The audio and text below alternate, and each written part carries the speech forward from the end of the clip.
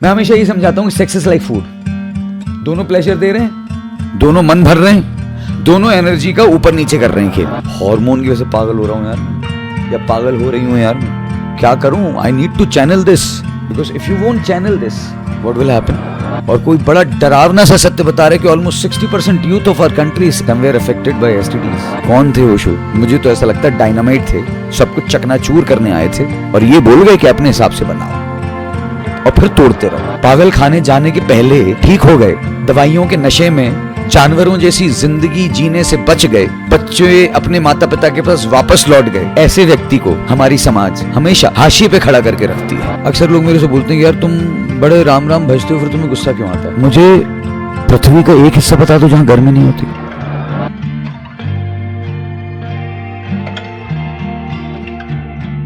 So you have a very beautiful place out here. Thank you. मतलब मैं जब Insta पे देख रहा था रात को कल आते हुए, तो मैं अंदाज़ा नहीं लगा पा रहा था कि किस तरीके की जगह होगी, बट मैंने ये जो फ्लैग्स लगे हुए हैं इनसे पहचाना कलरफुल, क्योंकि यहाँ पे बिल्डिंग्स वगैरह ऐसी हैं। And I just saw road के लेफ्ट साइड से, मैंने कहा भाई यही जगह होगी, and we just came.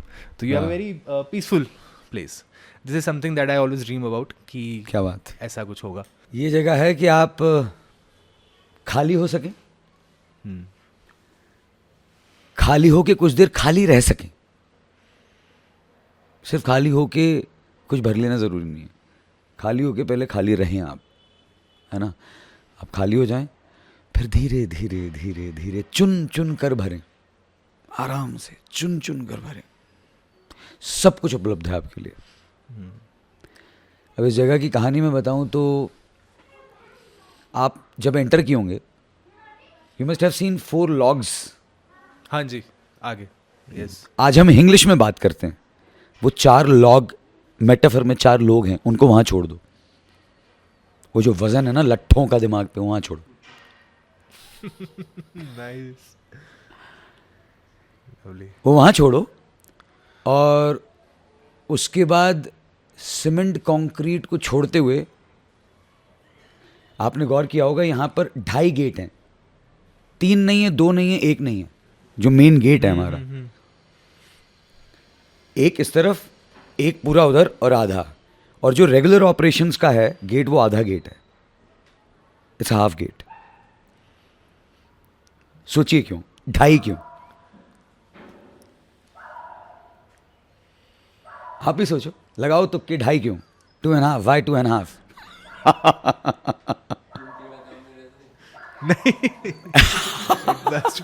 Bring it on. कुछ सही गलत नहीं होगा यहाँ पे। हम एग्जाम में थोड़ा ना बैठेंगे कुछ सही तुक्का ही लगाना है। आप तो अंदर से जो आ रहा है बहने दो।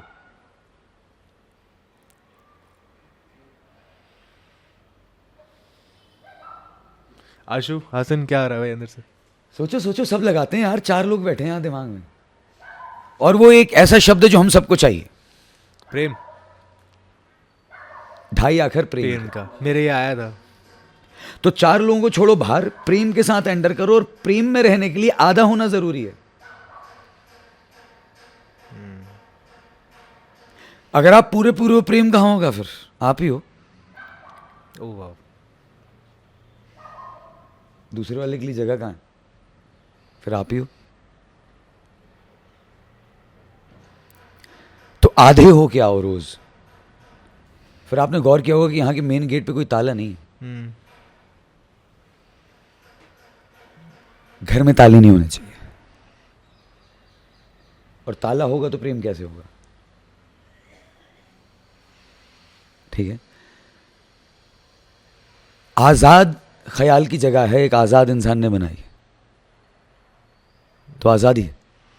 And how it translates till date, how it translated even yesterday night I had a conversation with the parent of one of the volunteer who came like 5 months back. Okay. तो उन्होंने बोला शेषर जी आपके पास एक सिस्टम होना चाहिए।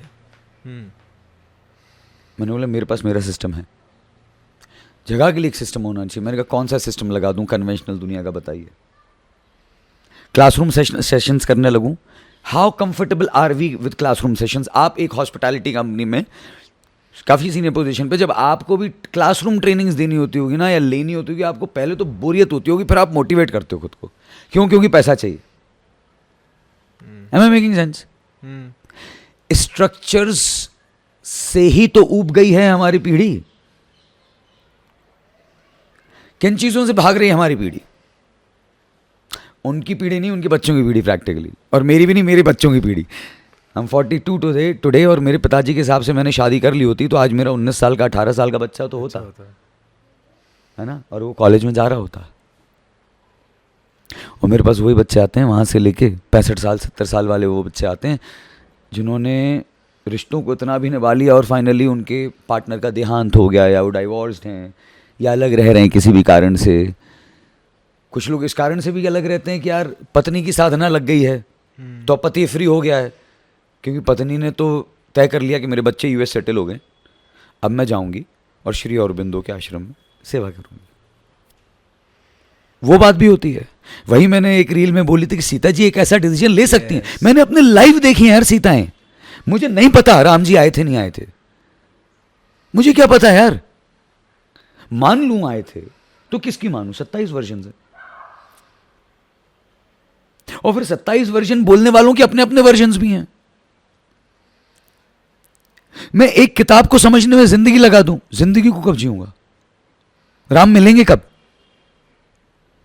और फिर एक किताब कबीर की 2 लाइनों में यह भी कहती कि तेरा राम तुझ में बैठा, फिर उससे कब मिलूंगा मैं? क्योंकि किताब कबीर की झूठी थोड़ी नहीं है।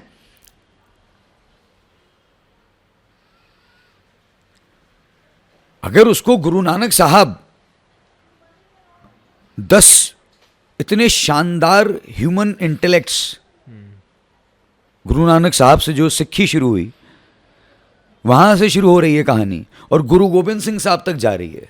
10 लोग आ रहे हैं at a stretch of 300-400 years, 200 years almost, 600 से हाँ 400 साल के अंतराल में, 300 साल के अंतराल में 10 ऐसे लोग आते हैं जो म्यूजिकल इंस्ट्रूमेंट्स इन्वेंट कर देते हैं, जो आर्ट फॉर्म्स इन्वेंट कर देते हैं फॉर वॉर अफेयर्स, जो इकोनॉमिक्स डेवलप कर लेते हैं, जो साइंस को एक्सटेंड कर देते हैं भारत के। What kind of intellect they must have been, what kind of warriorship they must have born with, कि 40 की उम्र में तो चले जा रहे हैं 45 की उम्र पे, पर उसके पहले काम क्या करके छोड़ गए भाई। गुरु गोबिंद सिंह साहब का जीवन देखो यार, एक दिन एक चैप्टर पढ़ लो, एक दिन सुन लो बस उनके जीवन, जिंदगी भर हिलते रहोगे, किताब नहीं पढ़ने की जरूरत, हिले ही रहोगे यार। एक इंसान 40 45 50 की अंदर की उम्र में इतना कैसे कर सकता है? और उसने सिर्फ इतना नहीं किया, 4 बच्चे भी जन्म दिए उसने, और इतने पावरफुल। मैं सिंपल सी बात करता हूं, क्वांटिफाई करूं, कितना स्ट्रॉन्ग स्पर्म रहा होगा, कितनी साधना रही होगी, वो कितना ज्ञान रहा होगा, कितना घोट के उन्होंने जीवन जिया होगा। और वो पहले से कोई एक कॉन्शियस बीइंग चला रहा है ना, वो आया इतना काम करके जाएगा, बचपन से उसका एक समय डुलुलू नहीं गया है। एक पॉइंट के लिए भी ये आत्माएं ह्यूमन फॉर्म में जब आई तो ये ह्यूमंस डिल्यूजन नहीं थे, उनको एक भी पॉइंट पे डिल्यूजन नहीं था। तभी तो यार वो ऐसे बच्चे पैदा करेंगे ना यार, कि बच्चे वाहिगुरु वाहिगुरु बोल के दीवार में चिनवा दिए जाए यार, जो आप और हम सब ने सुना होगा, अभी सब सुन रहे हैं अब तो डिजिटल मीडिया की वजह से। जब मुझे ये बातें पता चलना शुरू हुई 15-16 में, मेरा दिमाग फटा रहता, हर दिन मैं पागल रहता था कि यार हम फिर कहां खड़े, हमारे पूर्वज क्या कर रहे थे।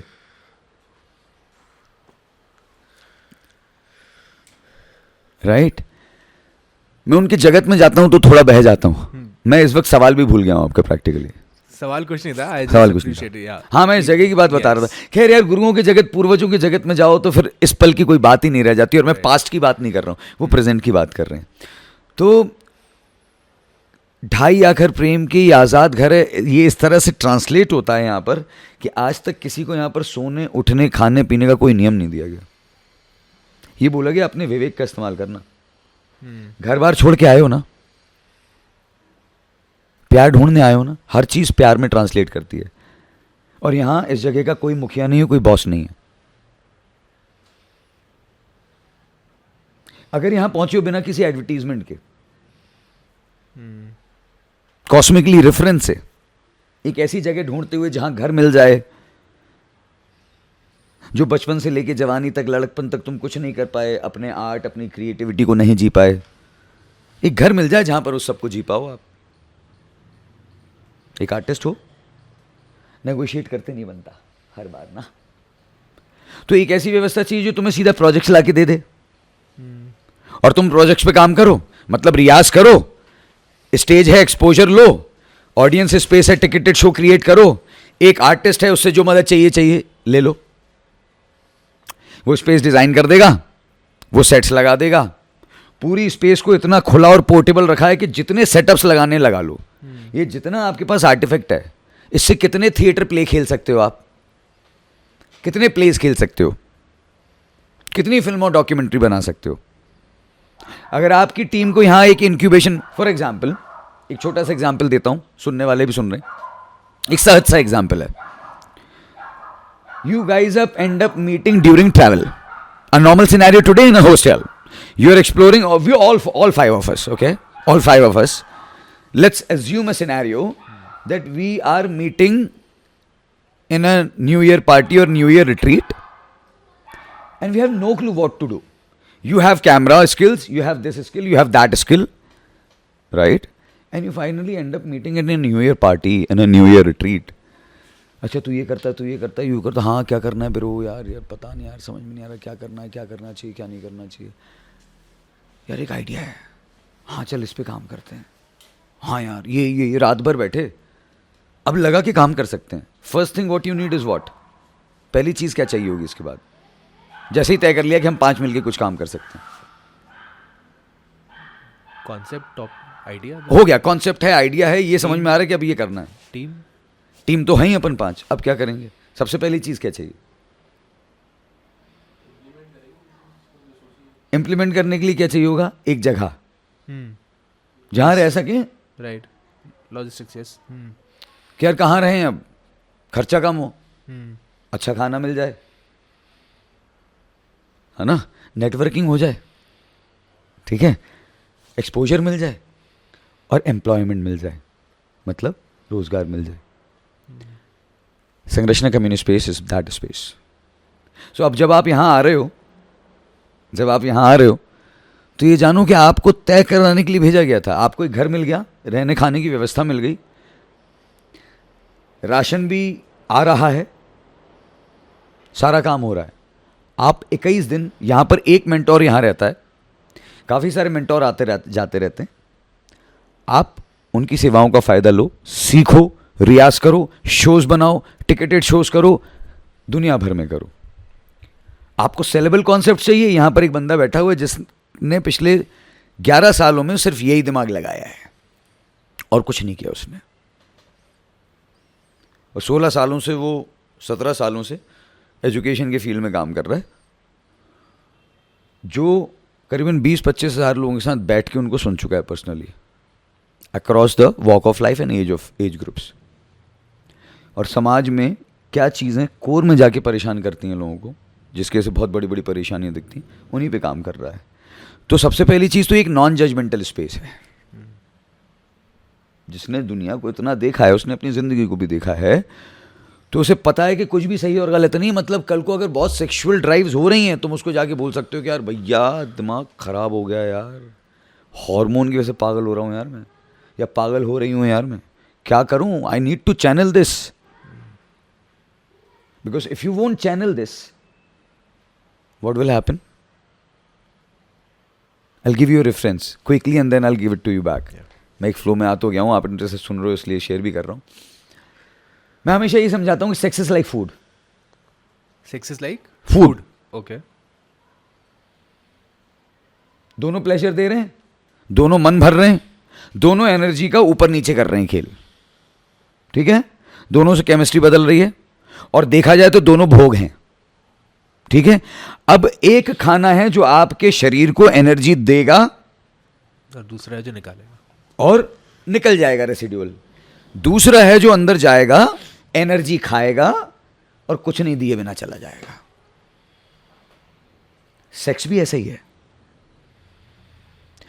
अगेन नेक्स्ट पॉइंट इज कि no matter how hungry we are, कितनी भी भूख लगी हो, कहीं भी और कुछ भी नहीं खा सकते। खाओगे तो पेट ही खराब होगा और 2-4 दिन तक खराब रह सकता है। कल मुझे किसी ने बताया कि पिछले 5 सालों में एसटीडी का जो रेट बढ़ा है, सेक्सुअली ट्रांसमिटेड डिजीज का, वो सबसे हाईएस्ट है आज तक का। और 25 साल से नीचे वालों के बीच में। और कोई बड़ा डरावना सा सत्य बता रहे कि almost 60% youth of our country is somewhere affected by STDs. Now the thing is, forget about physical body, what is happening with emotions, man? Because if this is happening, nothing else, then the guilt is going to come. We regret guilt, and it is the worst emotion to have. It is taking energy only into a destructive loop. And our country needs youth to put energy into a constructive loop. Having said that, इतनी आज़ाद जगह है ये, और इस जगह को point two point इस तरह से बनाया हुआ है। आप अगर यहाँ पाथवे देखोगे तो आप देखोगे ईंटें फिक्स्ड नहीं है, सीमेंटेड नहीं है, खुली हुई हैं। यहाँ पर कुछ भी फिक्स्ड और एक स्ट्रक्चर में आज तक नहीं है। क्यों वॉलंटियर्स, मैंने आपने पूछा था ना, मैं यहीं पर ऐसे जवाब देता हूँ बातों बातों में। वॉलंटियर्स रखने इसलिए बंद कर दिए क्योंकि इतनी आज़ादी हमें पता नहीं हैंडल कैसे करनी है। हमें बताया नहीं गया, हमें उल्टा बताया गया है, बंद के रहना। तो यहाँ पर मैंने ये पाया पिछले 5 सालों में, ये मेरा सोशल एक्सपेरिमेंट रहा, और ये ऑब्जर्वेशन है कि आज तक उन लोगों को यहाँ बड़ा कॉन्फ्लिक्ट आया जो अपनी आज़ादी का सही इस्तेमाल करना नहीं जानते, और ये 99% जानता है। While coming to this place today and researching about you, I had a sense of fear. That is because जो भी हम काम करते हैं, चाहे हम बिजनेस, क्योंकि mainly we are handling our business, and business requires of course creativity, but structure, systems, etcetera etcetera, and this aspect that I was entering into is totally opposite of that structure.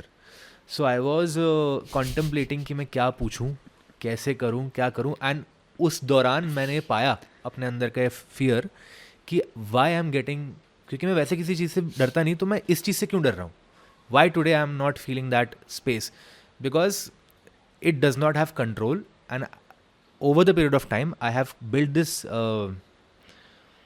mindset कि मुझे एक structured format में रहना है, इसमें रहना है, उसमें रहना है। तो this is something that I was getting into which is uncomfortable for me, comfort zone से बाहर आने वाली चीज़। और अब जैसे एक बहुत खूबसूरत वाक्य हुआ, मुझे नहीं पता कि वो कैसे वर्कआउट करेगा, बट मैं शेयर करता हूँ। जैसे मैं आया तो जनरली क्या होता है, we come, we meet and then we start talking, and then पूरा SOP के हिसाब से चलता है process. But today I was like, मैं आया, आपसे मिला, and you were like hi hello, this is the space, and you went कि you gave this space to us कि be who you are, do whatever you want to do, there was no pressure and everything, no structure. That is something that I liked, and I clicked ki why this place is this place basically. So that brings me to this question, sir. Before starting the episode, although we have already started recording, before we jump on to the questions, I want you to start with a beautiful poem.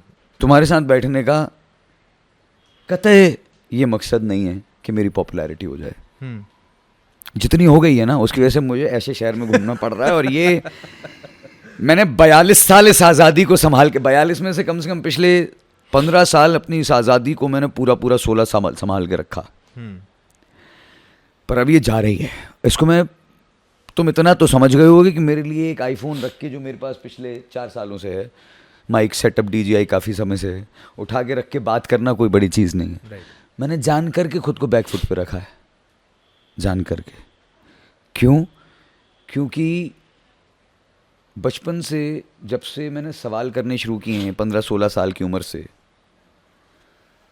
तब से मुझे एक बहुत ही strong feedback मिला है कि क्रांति मत करो, क्रांति से कुछ नहीं होगा। फिर समय में मुझे समझ में आया कि हाँ, वाकई मेरा जो काम है उसमें क्रांति से कुछ नहीं होगा। पर मेरे सवाल आज, मेरी बातें आज भी लोगों को क्रांति कर। मेरे पास मतलब स्क्रीन टाइम मेरा इतना ज़्यादा हो गया है, 1,500-2,2 हज़ार व्हाट्सएप पे मैसेजेस हैं यार, और लोग क्या नहीं बोल रहे हैं दिल खोल के।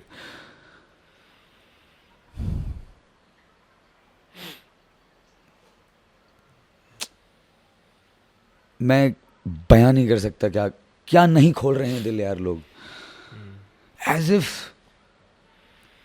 यार तुम ही से तो बात करने बैठे थे हम इतने समय से। मुझे ये नहीं पता था कैसा रिस्पॉन्स आएगा, पर मुझे ये पता था कि मेरी बातें मिर्ची बहुत लगाती हैं। मुझे पता था कि भले ही मैं वाटर साइन हूं, पर मेरी बातें फायर ही बहुत हैं, क्योंकि मेरे घर परिवार खानदान साधु संतों के साथ में बचपन से चल रही मेरी टसल यार। कौन सा वाटर साइन हो आप? मैं एक्वेरियस और पाइसन का कस्प हूँ। 23 फरवरी को मेरा जन्मदिन आ रहा है। Oh okay. मैं एक्वेरियस और पाइसन का कस्प हूँ, दोनों वाटर साइन है। ये भी मुझे ऋषिकेश में आके किसी ज्ञानी ने बताया, वो आज काफ़ी चर्चित चेहरा हैं। मैं इतना कह सकता हूँ कि 2019 के बाद जब तक वो मेरे साथ कांटेक्ट में रहना चाहे, उनका और मेरा हमेशा वैसे रहा कि जब वो कांटेक्ट में रहना चाहे वो रहे, जब उन्होंने नहीं रहना चाहे वो नहीं रहे। And I always respect that by about anyone. But इतना कह सकता हूँ कि एक समय पे हमारा बहुत ही जिगरी याराना था। मैं उनका दोस्त यार हो गया हूँ ऐसा नहीं कहूँगा, मैं उन्हें उस्ताद बोलता हूँ, है ना। मेरे कई सारे गुरु हैं, लोग पूछते हैं एक बताओ, मैं एक नहीं बता सकता, क्योंकि मुझे रोशनी बहुत सारे लोगों से मिली है, बहुत लोग उनसे भी मिली है। तगड़ा व्यक्ति है, पर इतना गारंटी करता हूँ उनके जितने करीब रह के उस फायरी एलिमेंट के साथ जितना करीब मैं रहा हूँ, बहुत कम लोग रह पाए होंगे। शायद अब जो उनका काम मैनेज कर रहा है बंदा, वो रह रहा होगा। हाँ, वो रह रहा होगा, पक्की बात रह रहा। तुम मैनेज कर रहे हो क्या उनका काम? नहीं, मैं नहीं कर रहा। तुम कब मिले उनसे? मैं मिला नहीं हूँ। I have used to follow him. But how come you guessed it so point? मतलब I don't know, I have always felt कि समथिंग अबाउट हिम। तो मुझे लगा कि ऋषिकेश में आप भी हो, ऋषिकेश में वो भी रहते हैं। हाँ, 2019 में हम बहुत साथ में रहते थे। ओके। तो उसी दिन एक दिन वो मेरे को बोले, एक दिन हंसे, बोलते हैं महाराज दिक्कत तुम्हारी नहीं, तुम 23 फरवरी वाले हो, तुम्हारा तो कस्प ऐसा है कि तुम्हें दुनिया के दर्द समझ में आएंगे, तुम्हारा कोई नहीं घंटा समझ पाएगा। और हंस रहे थे वो मेरे ऊपर कि महाराज तुम्हारी तो दुविधा जीवन भर चलनी है, तुम जिंदगी में हर किसी के दर्द को समझ पाओगे, तुम्हारी कोई नहीं समझ पाएगा, क्यों तुम्हारा कस्प साइन है। और वो उन्होंने क्योंकि उन्होंने सारी चीज़ें पढ़ी हुई हैं। उसके अलावा मुझे कई बार लोग बता चुके हैं कि ये तो तुम्हें 5 नंबर है, तो ऐसा हो गई, ऐसा हो गई। और प्रैक्टिकली यही सारे मीडियम्स हैं जो मैं इस पागलपंती में निरंतर लगा हुआ हूँ। Anyway, cutting the long story short, मुझे ये बताओ तुम सब, मैं हमेशा ना, मैं और कुछ बात नहीं करना चाहता। मुझे जब भी युवा मिलते तो जो मैसेज दिया ना मैंने, मेरे दिमाग में 24 घंटे वही घूम रहा है, क्योंकि मेरे पास अभी 1500 लोगों की ज़रूरत है मुझे। ओके। 140 की भी टीम बन जाए तो बहुत ऐसा कमाल कर दूंगा ना मैं, हम मिलके ऐसा कमाल कर देंगे ना जिसका कोई हिसाब नहीं है। और रही बात अगर बातों को बांधना है तो तुम ड्राइव करके पॉइंट पे लेके आ जाना। हाँ, है ना।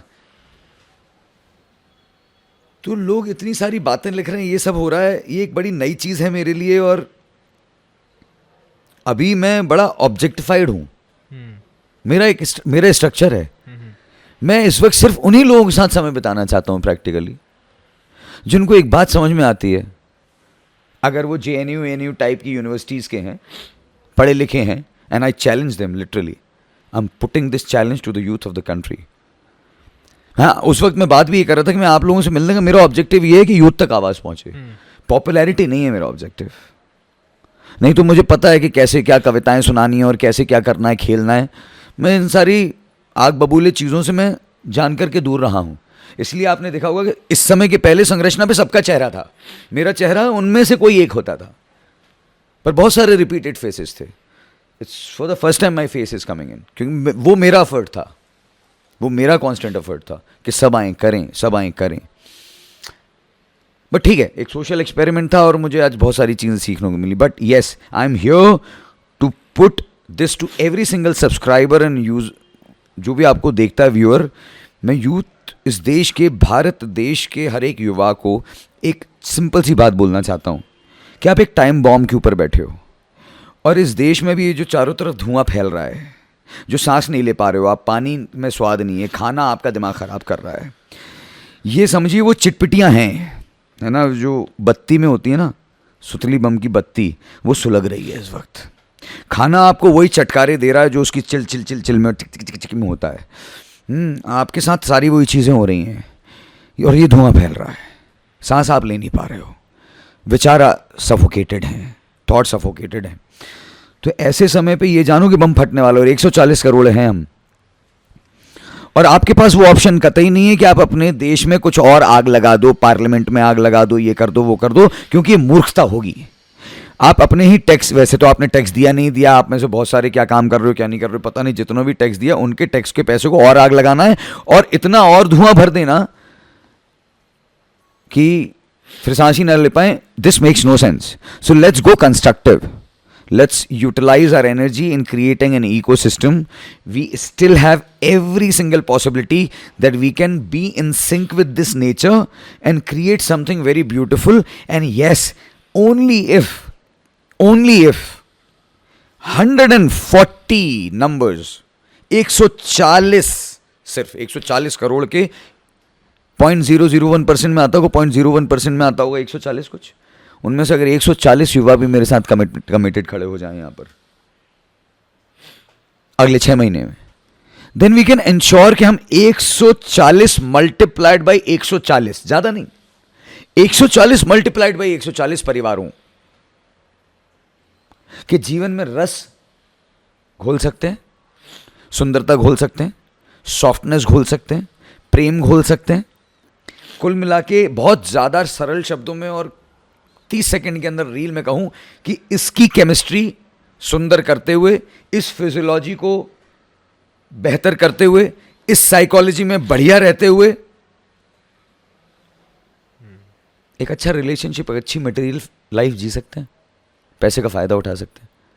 तो मेरा ऑब्जेक्टिव यही है, सभी से मिलने का, इस बात को सुन के जो भी बात करना चाहें मेरे साथ समय बिताने, बस वही लोग आएं जिनको ये बात समझ में आती है और वो काम करना चाहते हैं, जो देश के लिए काम करना चाहते हैं, जो अपने बेहतरी, अपने परिवार की बेहतरी, अपने प्रेमी जनों की बेहतरी के लिए काम करना चाहते हैं। और बेहतरी सबसे पहले ये है कि हम अच्छी ऊर्जा में रहें, अंदर बाहर अच्छी ऊर्जा रहे और वो अच्छी ऊर्जा बढ़ती रहे, जो कि बढ़ती है 5 इंद्रियों के भोजन से। अब इसके बाद मैं आपको देता हूँ, आप सवालों के उसमें ले चलिए। कविता आप चाह रहे थे, कविता ऐसी कुछ पढ़ूं जो यूजुअली नहीं चल रही हैं या जो भी मन में आए? जो भी मन में आए। तो कविता मैं बार बार पढ़ूंगा, 1000 बार पढ़ूंगा, ये वाली कविता जो आज भी पढ़ूंगा कि आओ सब संग चलें,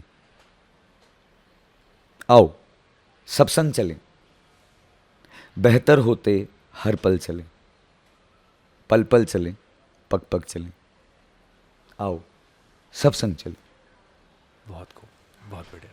आओ सब संग चलें, बेहतर होते हर पल चलें, पल पल चलें, पग पग चलें, आओ सब संग चलें। बेहतरी के रास्ते तेरे 4, बेहतरी के रास्ते तेरे 4, 4 फिर कोई और बतलाएगा। बेहतरी के रास्ते तेरे 4, 4 फिर कोई और बतलाएगा।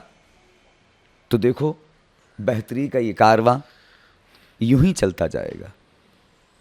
तो देखो, और मैं देखो का मतलब है विजुलाइज करो कि हो रहा है, तुम्हारे लिए हो रहा है, प्लीज विजुलाइज इट, क्योंकि प्रैक्टिकल बात कर रहा हूं। जब लॉजिक आपका फोकस्ड है तो आप इमेजिनेशन में कहीं भी जा सकते हो ना। आपको ऐसी फिल्म बनानी है, इमेजिनेशन में घूमते रहो कहीं भी। तो आओ सब संग चलें, बेहतर होते हर पल चलें, पल पल चलें, पग पग चलें, आओ सब संग चलें। बेहतरी के रास्ते तेरे 4, 4 फिर कोई और बतलाएगा, और बेहतरी का ये कारवां बस यूं ही चलता जाएगा।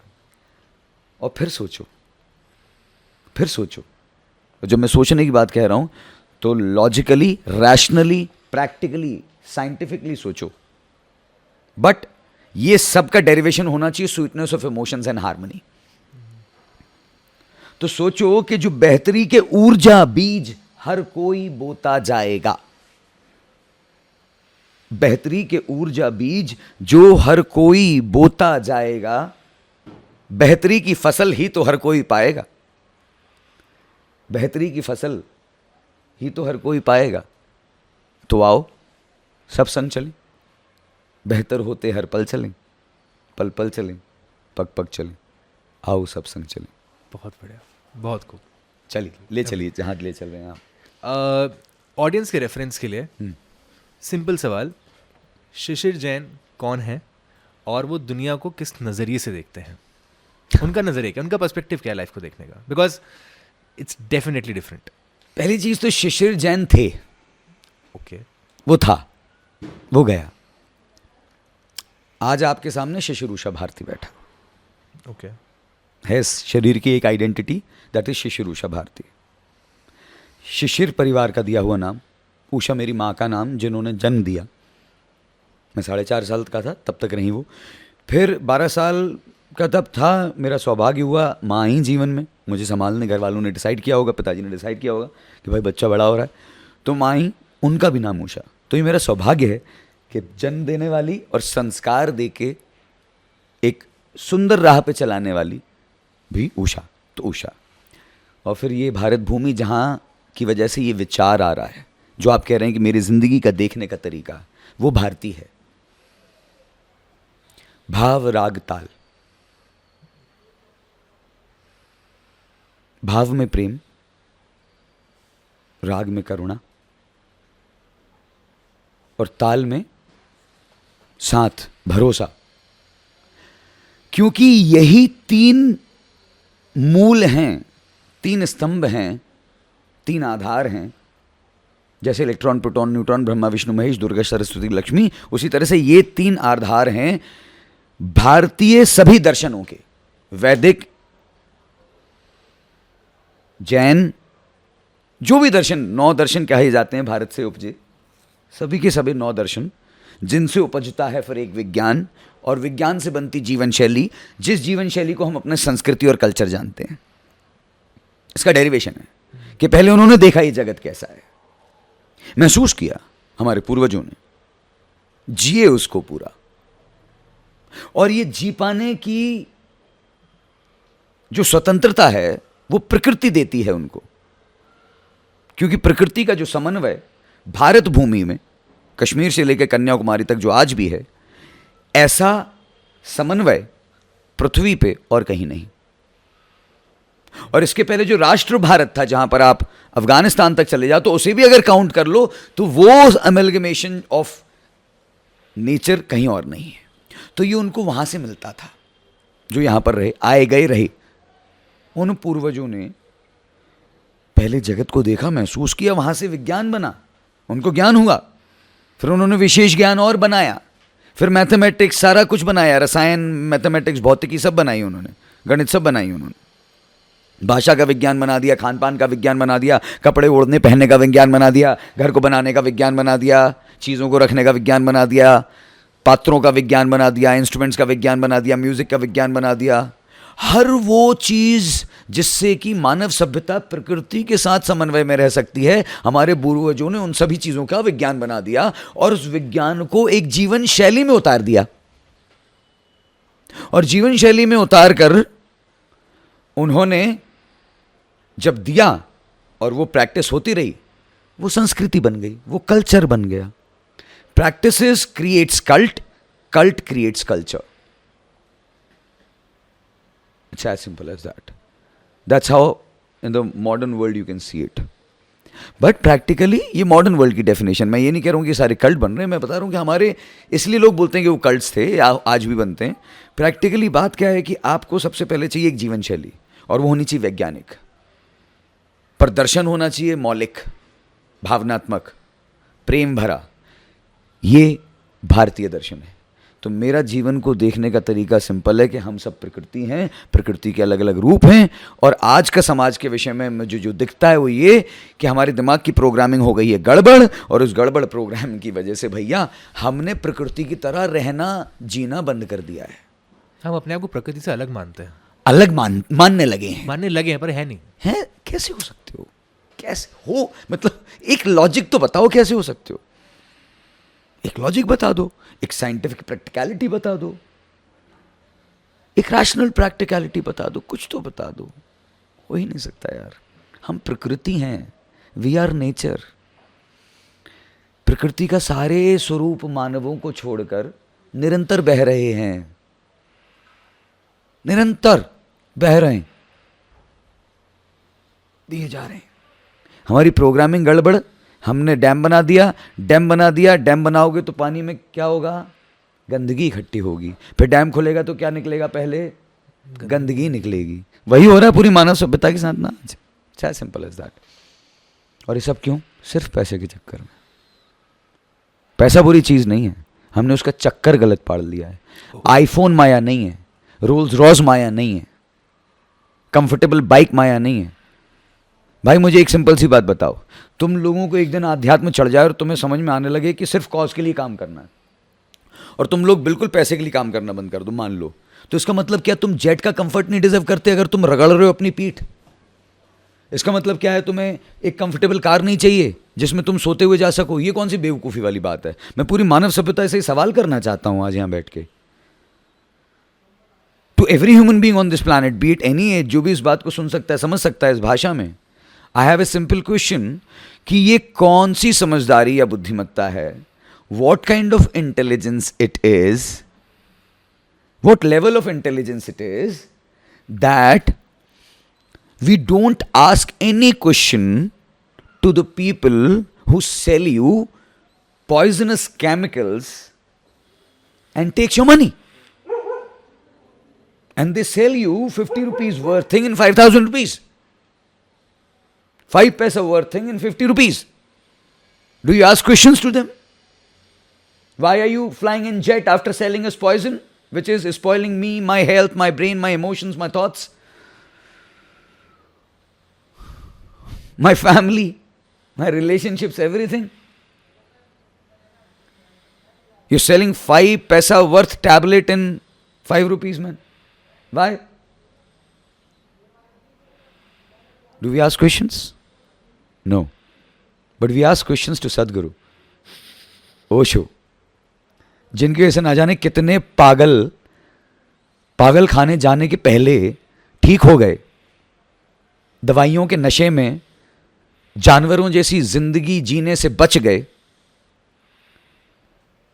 बच्चे अपने माता पिता के पास वापस लौट गए। ऐसे व्यक्ति को हमारी समाज हमेशा हाशिए पे खड़ा करके रखती है। हर वो इंसान जो आयुर्वेदिक दवाखाने खोल रहा है, स्कूल और कॉलेज इसके लिए काम कर रहा है, आज समाज अपनी बुद्धिमत्ता और हम अपनी इंटेलिजेंस समझते हैं कि नहीं कुछ नहीं करेगी। हम अपनी बुद्धिमत्ता पर ही बैठ जाओ। हम अपनी बुद्धिमत्ता समझते हैं कि इनसे सवाल करते हैं तो हम वाह वाह वाह वाह, और हम उम्मीद करते हैं बिना पैसे के काम करें सब के सब, पर हम दवाई मैन्युफैक्चरिंग इन सबसे कोई बात नहीं करते। मैं किसी भी इंडस्ट्री का नाम नहीं लूँगा, हम किसी से भी सवाल, मेरा क्योंकि किसी से बैर नहीं है बंदे, मैं तो सिर्फ ये कह रहा हूँ हम क्या कर रहे हैं, हम वो नहीं। क्यों ऐसा हो गया, हम सवाल क्यों नहीं करते? गुड, मुझे थोड़ा सा पग अपनी ढीली करने दो। हाई वोल्टेज हो रहा है भाई कॉन्वर्सेशन। एक तो मैं बच गया उसके बाद क्या हुआ, उसकी पूंछ बच गई इससे लगने से ना, तो लाइट चली जाती है वरना। इसके पहले जितने भी पॉडकास्ट नहीं परी साथ में बैठी हैं। अच्छा, मतलब हाँ, मेरे पास आज थोड़ी सी बैंडविड्थ कम थी, okay, otherwise I would have given you a very beautiful arena created already. पर हाँ, ये जगह वो भी है, क्या आ गए हो ना, करो।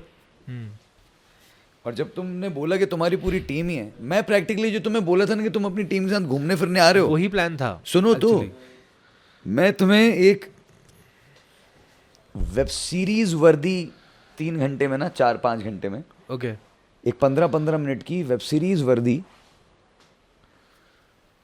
कंटेंट दे देता। चलो मैं तुम लोगों को एक छोटी सी बात बता देता हूँ। मैं भरे पड़े हूँ, 16 साल से काम कर रहा हूँ, और 2017 से मैंने खुद को बैकफुट पर रखा हुआ है। क्यों? क्योंकि साधना कर रहा था, अपनी इंसान बन रहा था। ये समझना मेरा ज़रूरी था, प्रकृति को मुझे ये समझाना ज़रूरी था कि काम मेरा नहीं है, मैं प्रकृति हूँ और प्रकृति मुझसे करा रही है ना, क्योंकि संरचना तभी होगी मेरे भाई।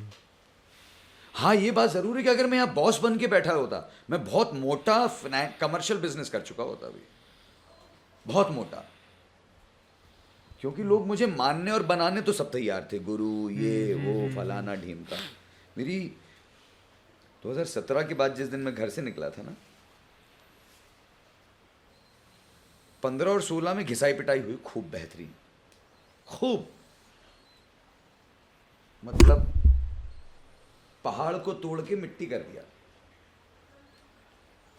क्योंकि 2015 में human life tree education system develop हो गया, जिसके लिए मैंने 2010 में नौकरी छोड़ी थी। नौकरी भी कब मिली थी? जब घर वालों को उम्मीद नहीं थी, क्योंकि मेरे पास इंजीनियरिंग की डिग्री नहीं थी।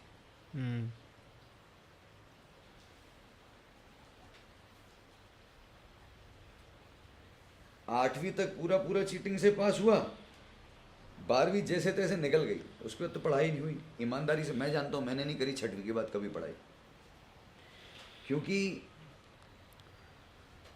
हमारी सोसाइटी में है कि लौंडा है ना, तेरे को पेन चाहिए तो नंबर ला, चड्डी चाहिए तो नंबर ला, नई टी शर्ट चाहिए तो नंबर ला। तो इस तरह के ग्रेटिफिकेशन से अपना इंटरनल हो गया कहीं रेबेल। हमने कहा नहीं पढ़ना।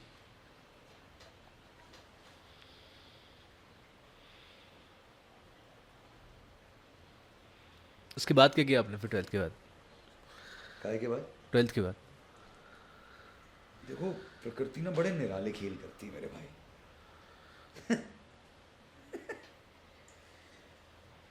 चीटिंग से ही पीटी मेरा इतना बेहतरीन क्लियर हो गया। ओके। और चीटिंग भी मुझे पता नहीं था कैसे करना है, मैं कोई चीटिंग एक्सपर्ट नहीं था, बहुत डरपोक फुद्दू बच्चा था। धीरे धीरे जिंदगी ने ठोक पीट के करेज लाया मेरे अंदर, वो भी इसलिए क्योंकि अन्याय के साथ नहीं कभी खड़ा हो सकता मैं, हो ही नहीं पाता। मैं मेरे से खुद से होता है तो मैं नहीं उसके साथ खड़ा हुआ कभी। मैं दुनिया में सबसे ज्यादा रूथलेस खुद के साथ हूँ। जितना ब्लंट मैं बोल रहा हूँ ना, उससे कहीं ज्यादा ब्लंट मैं खुद से बोलता हूँ हर दिन। तो 12th के बाद मेरी इंजीनियरिंग निकल गई, पीटी निकल गई, और मतलब मुझे एलएनसीटी जैसा कॉलेज मिल गया, कंप्यूटर साइंस ब्रांच मिल गई 2000 में टॉप पे थी वो branch, electronics and telecom first choice सारे टॉपर्स की, और उसके बाद कंप्यूटर साइंस सेकंड चॉइस हुआ करती, क्योंकि तभी वो बबल बूम वगैरह सब आ रहा था, तो टीसीएस वीसीएस सब हाइप कर रही थी। एनीवे मैं इंजीनियरिंग में पहुंचा ये कसम खा के यार कि अभी तक तो पढ़ाई नहीं हुई पर मैं अब कर लूंगा। पर आपने अगर 8वीं के बाद कभी ढंग से मैथ वैथ कुछ पढ़ी ना हो तो फिर कहाँ से पास कर लोगे, आपको बताते ही नहीं। तो मेरा स्ट्रगल होता था बहुत खतरनाक,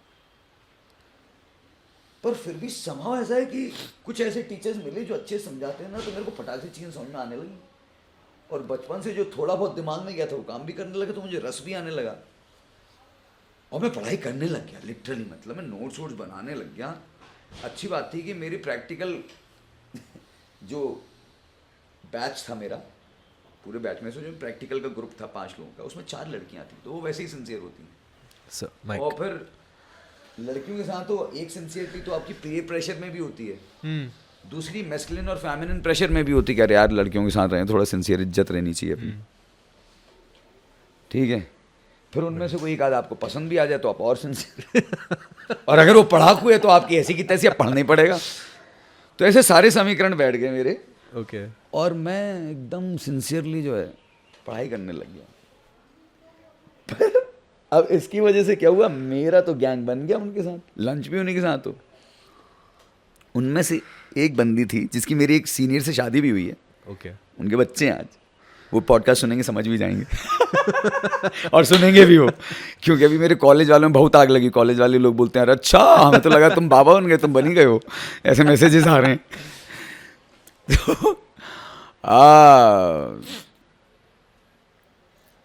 तो वो भाई चर्चा का विषय बन गया कि यार शिशिर तो टिफिन शेयर करता है एंड ऑल ऑफ दैट। तो मेरे क्लास के लौंडे भी, अब बहुत सारे लड़के एकदम खुन्नस में आ गए, सीनियर्स खुन्नस में आ गए, मेरी रैगिंग होना शुरू हुई लपक के, और हो गई मेरी एक लड़ाई, क्योंकि कुटते कुटते हो गया था मेरा सर। और मुझे जिस दिन पता चला मेरे किस बैचमेट ने किस क्लासमेट ने जाके चुगली करी है ना, कि लड़कियों के साथ खूब उठता बैठता है ये वो, सीनियर्स ने शाम को पेला, मैंने अगले दिन गया और उसको पीछे उससे जाके बात करी, उसने टैं टैं टू टू करी, तो मैंने उसे पेलना शुरू कर दिया वहाँ आनंद फानंद क्लास में पीछे। और आखिरी में ऐसी हालत थी कि बेंच के अंदर था, मैं लाते मार रहा था उसे। फिर उसका एक और दोस्त आया तो मेरा दूसरा दोस्त उठ के आया, फिर हम उन दोनों को क्लास बंद करके कूटा हमने।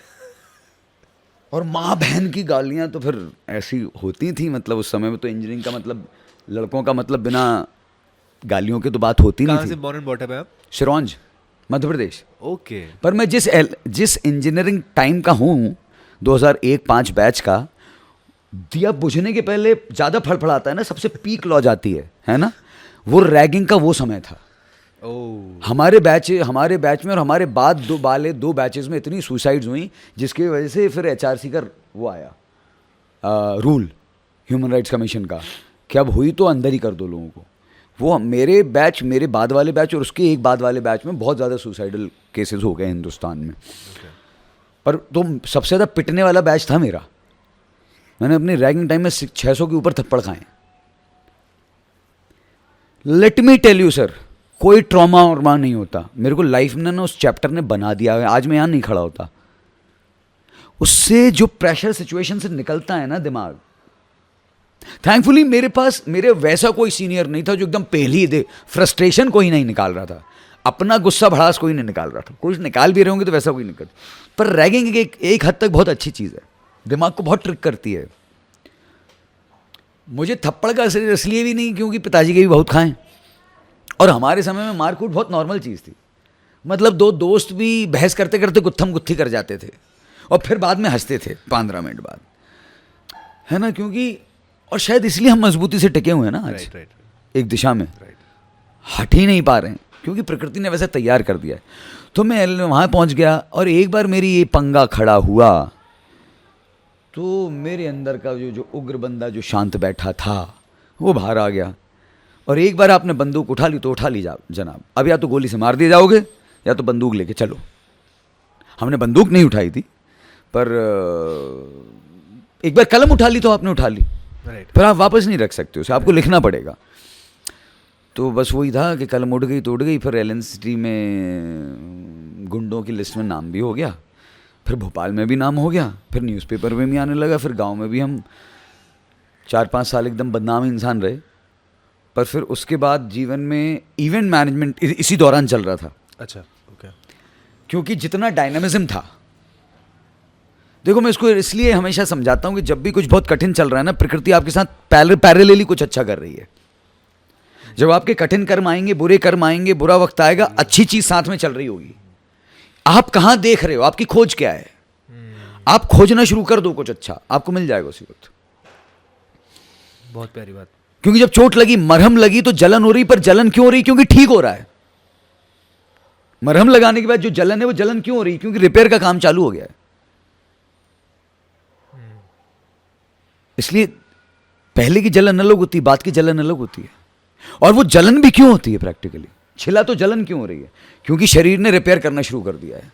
अब वहाँ केमिस्ट्री होने लगी है, ब्लड ने वो सारी चीज़ें छोड़नी शुरू कर दी है जिससे चमड़ी बनेगी। तो उसमें फायर एलिमेंट भी होगा, वाटर एलिमेंट भी होगा, सारी चीज़ें होंगी। और वहाँ कंस्ट्रक्शन का काम चालू हो गया है। इसलिए वो जलन, दर्द, कुढ़न कुछ भी है।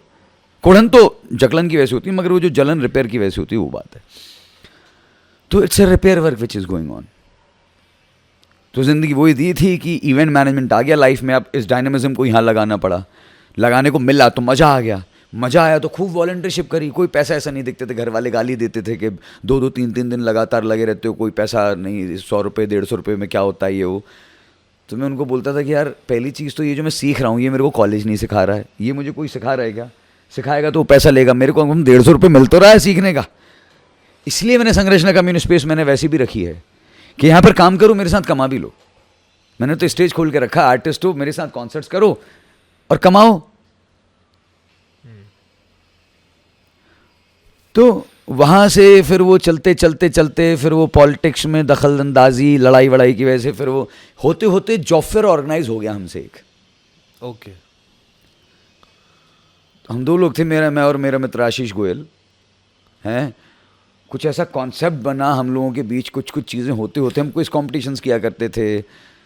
फिर उस जॉब फेयर का हिस्सा बनने को मौका मिला, फिर वहाँ से कुछ HR समझने को मिला, फिर वहाँ से ट्रेनिंग समझने को मिला। क्या होता है मैं समझता नहीं। अच्छा, आपको ये नहीं पता? पहले होते थे, अब होते नहीं। अच्छा। तो जॉब फेयर में क्या होता था कि कंपनीज आती थी और डेटा कलेक्शन करती थी। ओके। और फिर उसकी स्क्रूटनी करके लोगों को जॉब्स देती थी। अच्छा, ओके, ठीक है। प्रैक्टिकली तो टाइम जॉब ने शुरू किया था कि टाइम जॉब के पास को डेटा चाहिए। डेटा क्या करेंगे, तो वो हर जितनी भी क्लाइंट कंपनीज उनका रिप्रेजेंटेशन करके उनके नाम पे उनके क्राइटेरिया के हिसाब से डेटा और अपने वेबसाइट पे अपलोड कर दिया। तो उनका प्राइमरीली डेटा उन्होंने वैसे बनाया था।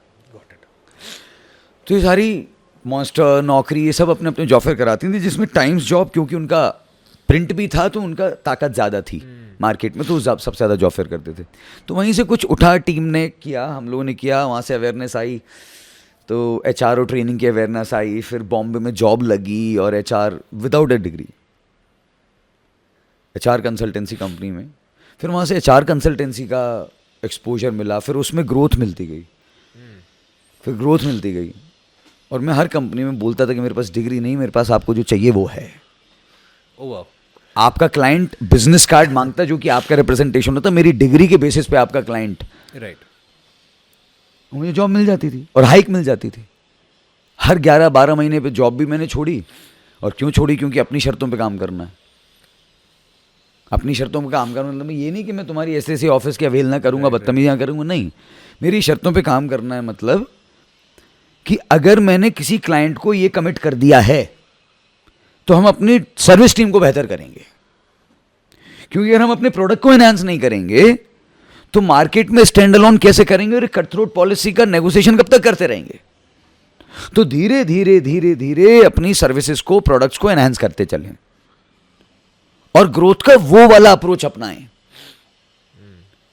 कि 5 साल में साला हम मेहनत करें तो कंपटीशन से रेदर देन नेगोशिएशन वहां जाके खड़े हो जाएं कि जहां नेगोशिएशन ना बचे। आपका प्रोडक्ट जो आप दे रहे हो वो कोई दूसरा दे ही नहीं रहा। मेरी हर कंपनी में जाके, क्योंकि स्टार्टअप्स होते थे जो मुझे लेते थे बिना डिग्री के, शुरुआत के 2-3 स्टार्टअप्स थे, फिर एस्टैब्लिश कंपनी HT में भी जॉब लगा मेरा, हिंदुस्तान टाइम्स की सेल्स टीम में। उनका shine.com एक करके जॉब पोर्टल आया था, अभी पता नहीं चलता है, नहीं चलता, आई डोंट नो। तो वहाँ तक पहुँचे हम, पर वहाँ तक जाके मुझे कुछ चीज़ें दिख गई, क्योंकि इसी बीच मुझे 3 महीने के एक रिसर्च प्रोजेक्ट का हिस्सा बनने को मौका मिला। वो भी कैसे कि मुझे बॉम्बे में ऑटो में लोअर परेल से मीटिंग में वापस जा रहा था स्टेशन, मुझे ऑटो में कोई मिले, वो मैन पावर इंक्लूसिव में जॉब किया करते थे, he was head there. Station तक जाते जाते उन्होंने जो मुझसे सारी बातें करी, उससे उन्होंने मेरा दिमाग एनालाइज कर लिया कि दिमाग, इसकी खोपड़ी जो है अलग किस्म की है, and he seems to be a misfit. He gave me the first introduction to this word a misfit by the time we reached Lower Parel station. So we were having our smoke after having a vada pav and chai. We were having our smoke, and he offered me कि I need your brain, I need your thinking capacity for one of my project. We have a research project which was objected to figure out. ये बड़ा interesting है कि जब recession आया, global recession 2009 में, 8-9 में hit हुआ, तो कंपनी ने लोगों को बाहर निकाला। अब जब बाहर निकाला तो इन लोगों ने कंपनी के अगेंस्ट केस कर दिया। अब सारे जिन लोगों को बाहर निकाला था उनमें से 60% तो नॉन परफॉर्मिंग एसेट्स ही थे, क्योंकि जो बेंच पे लोग बैठे रहते थे उन्हीं को बाहर निकाल रहे थे कि घर जमाई को बाहर निकालो। तो कंपनीज का ये सवाल था कि दिक्कत कहाँ है भाई, ये इतने खाली लोग क्यों बैठे रहते हैं कि बेंच से कभी ऑन जॉब आने ही नहीं चाहते, ऑन प्रोजेक्ट आने नहीं चाहते। कुछ लोग ऐसे भी होते हैं बेंच से ऑप्ट ही नहीं करते प्रोजेक्ट कुछ, और 2-2 3-3 साल बैठे रहते हैं, उन्हें मज़ा भी आता है। तो भाई हम ऐसे लोगों को पहली चीज़ तो रिक्रूट क्यों कर लेते हैं? हमारे रिक्रूटमेंट में दिक्कत है, हमारी ट्रेनिंग में दिक्कत है, किस चीज़ में दिक्कत है? ऑब्जेक्टिव था ये फिगर आउट करना। इसको करते करते मुझे समझ में आया कि भाई एजुकेशन सिस्टम में दिक्कत है। उन्हें पता ही नहीं वो क्या करना चाहते हैं, इस करने में उनका मन लगेगा नहीं, दिमाग चल ही नहीं रहा उनका। और कुछ लोग ऐसे इसलिए भी रिटेंड है क्योंकि वो क्रिकेट में अच्छे हैं, तो वो TCS की टीम को रिप्रेजेंट कर रहे हैं। कुछ लोग म्यूजिक में अच्छे हैं तो वो एंटरटेनमेंट बढ़िया करते हैं, इसलिए भी कंपनी उनको उन पोजीशंस पे रिटेन कर रही है। अब IT कंपनी में एक अलग डिपार्टमेंट एंटरटेनमेंट, तो वो क्रिएट नहीं कर रहे होंगे, जो भी है, ठीक है। तो समझ में आ गया यार एजुकेशन सिस्टम में दिक्कत है। वहाँ से समझ में आना शुरू हो गया यार पिछले 5 साल तो मैं खूब, और ऐसे प्रोजेक्ट में मेरा दिमाग इन लोगों ने इस्तेमाल किया, मतलब दिमाग में अपने कोई खराबी नहीं, भाई गधे नहीं है अपन। तब तक मेरा ये मानना था कि तू गधा है, तेरे को बहुत मेहनत करनी पड़ेगी, दूसरा अगर इतनी मेहनत करना पड़ता तेरे को इतनी करनी पड़ेगी, तब तेरे को इतना रिजल्ट मिलेगा।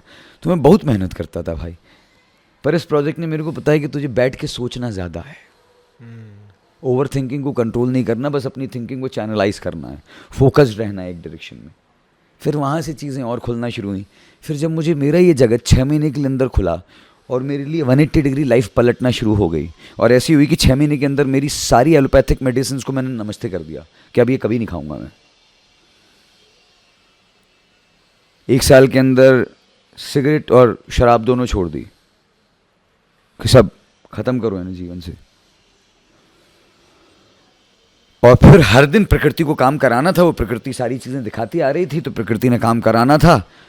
प्रकृति बात करने लगी। दुनिया में सारे लोग कुछ भी बोलें, सबका इकट्ठा करके रात को सोने के पहले जब बैठ रहे हैं, अपने कमरे में जा रहे हैं, तो सारी चीजें असेंबल हो रही हैं अपने आप। और एक चीज है जो एकदम ही क्लियर है, रोज फिर रोज उसमें क्लैरिटी है, रोज और गहरी क्लैरिटी आ रही है। हर दिन क्लैरिटी ऐड करने के लिए लोग आ रहे हैं, हर दिन आज तक निरंतर आ रहे हैं, जुड़ते जा रहे हैं। काम प्रकृति का है, प्रकृति को कराना है, तो निरंतर चल रहा है प्रकृति की संरचना। तो उसमें होते होते होते होते होते होते होते होते आज मैं आपके सामने बैठा हूं। आगे चलिए। हम लोग उस सवाल पे थे, क्लैरिटी से he will bounce back to the question where we left off, कि हम लोग क्वेश्चंस क्यों नहीं करते हैं। क्वेश्चंस इसलिए नहीं करते हैं क्योंकि हम 250 साल अंग्रेज़ों के अंडर में रहे, जिन्होंने हर तरीके से हमारे क्वेश्चंस को मारा। उन्होंने अपना एजुकेशन सिस्टम डाल दिया, उन्होंने अपने सोशल स्ट्रक्चर डाल दिया। बाहर जाने के बाद भी पैसा हमारे देश में आ रहा है जिससे कि हम सवाल ना करें अभी भी। एक बात, जिसको भी इस बात पे कोई संदेह है, अपनी अपनी रिसर्च करो। हमारे यहाँ कमेंट में आके अपना गुस्सा निकालने और समय निकालने का क्या मतलब है। सब अपनी अपनी रिसर्च करो और पढ़ाई करो। अब बहुत आसान है इस बात को समझ पाना। सारे तरह के डॉक्यूमेंट्स पढ़ो, understand every subject from all point of views. इसके पहले हमने ये देखा कि पिछले 1000 सालों में उन कुछ लोगों ने दुनिया पर राज किया है, और उन कुछ लोगों ने हर एक राजा को और राज्य को खत्म किया है।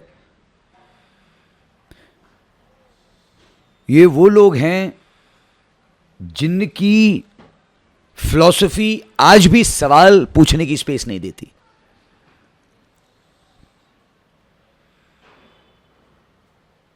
उनकी फिलॉसफी आज भी सवाल पूछने की स्पेस नहीं देती।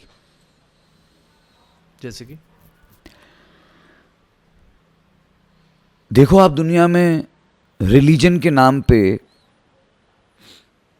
वो कौन सी, उनकी आइडेंटिटी सब जानते हैं, कौन कहां है, सवाल ना पूछनी। हाँ, मैं ये कहता हूं, वो हिंदू और जैनों ने भी अपना लिया है, वो बौद्धों ने भी अपना लिया है, परंतु मैं बात कर रहा हूं पिछले 1000 सालों में जिन ताकतों ने दुनिया पर राज किया, वो ताकतें सवाल पूछने की इजाजत नहीं देती हैं।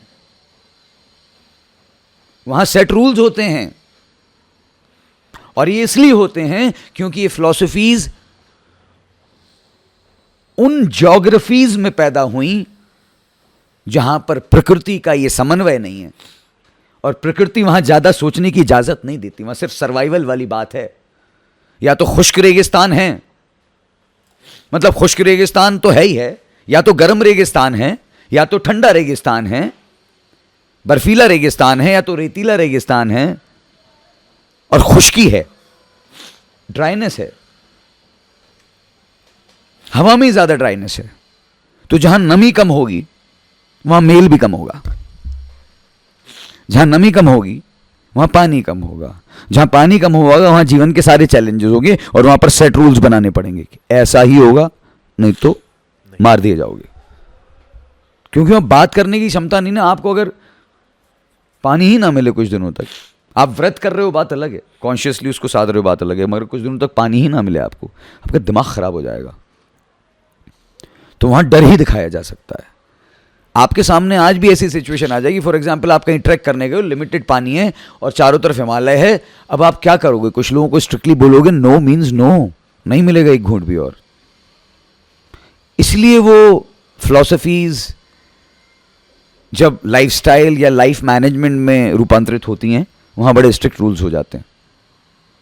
सोशल कम्युनल मैनेजमेंट में, सोसाइटी के मैनेजमेंट में जब उनके रूल्स होते हैं, तो वो ऐसे होते हैं कि ये काट दिया जाएगा, ये तोड़ दिया जाएगा, ये खत्म कर दिया जाएगा, क्योंकि बिना उस फियर के काम नहीं चलेगा वहां उस सिचुएशन में।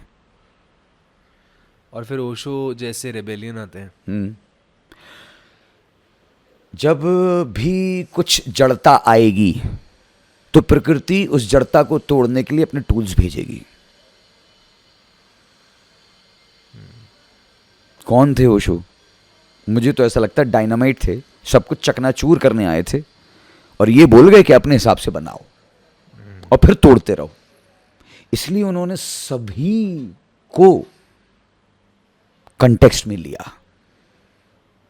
कितने पॉइंट ऑफ व्यू से बात करी है उन्होंने, कितने पॉइंट ऑफ व्यू से बात करी है। पर आपको लगता है, मुझे नहीं लगता कि हम लोग रेडी थे ओशो के लिए। इवन आज भी कुछ बहुत ज़्यादा, एक बहुत बड़ा तबका इंडिया का रेडी नहीं है शायद उनकी फिलॉसफी के लिए। डायनामाइट के लिए कौन रेडी होता है?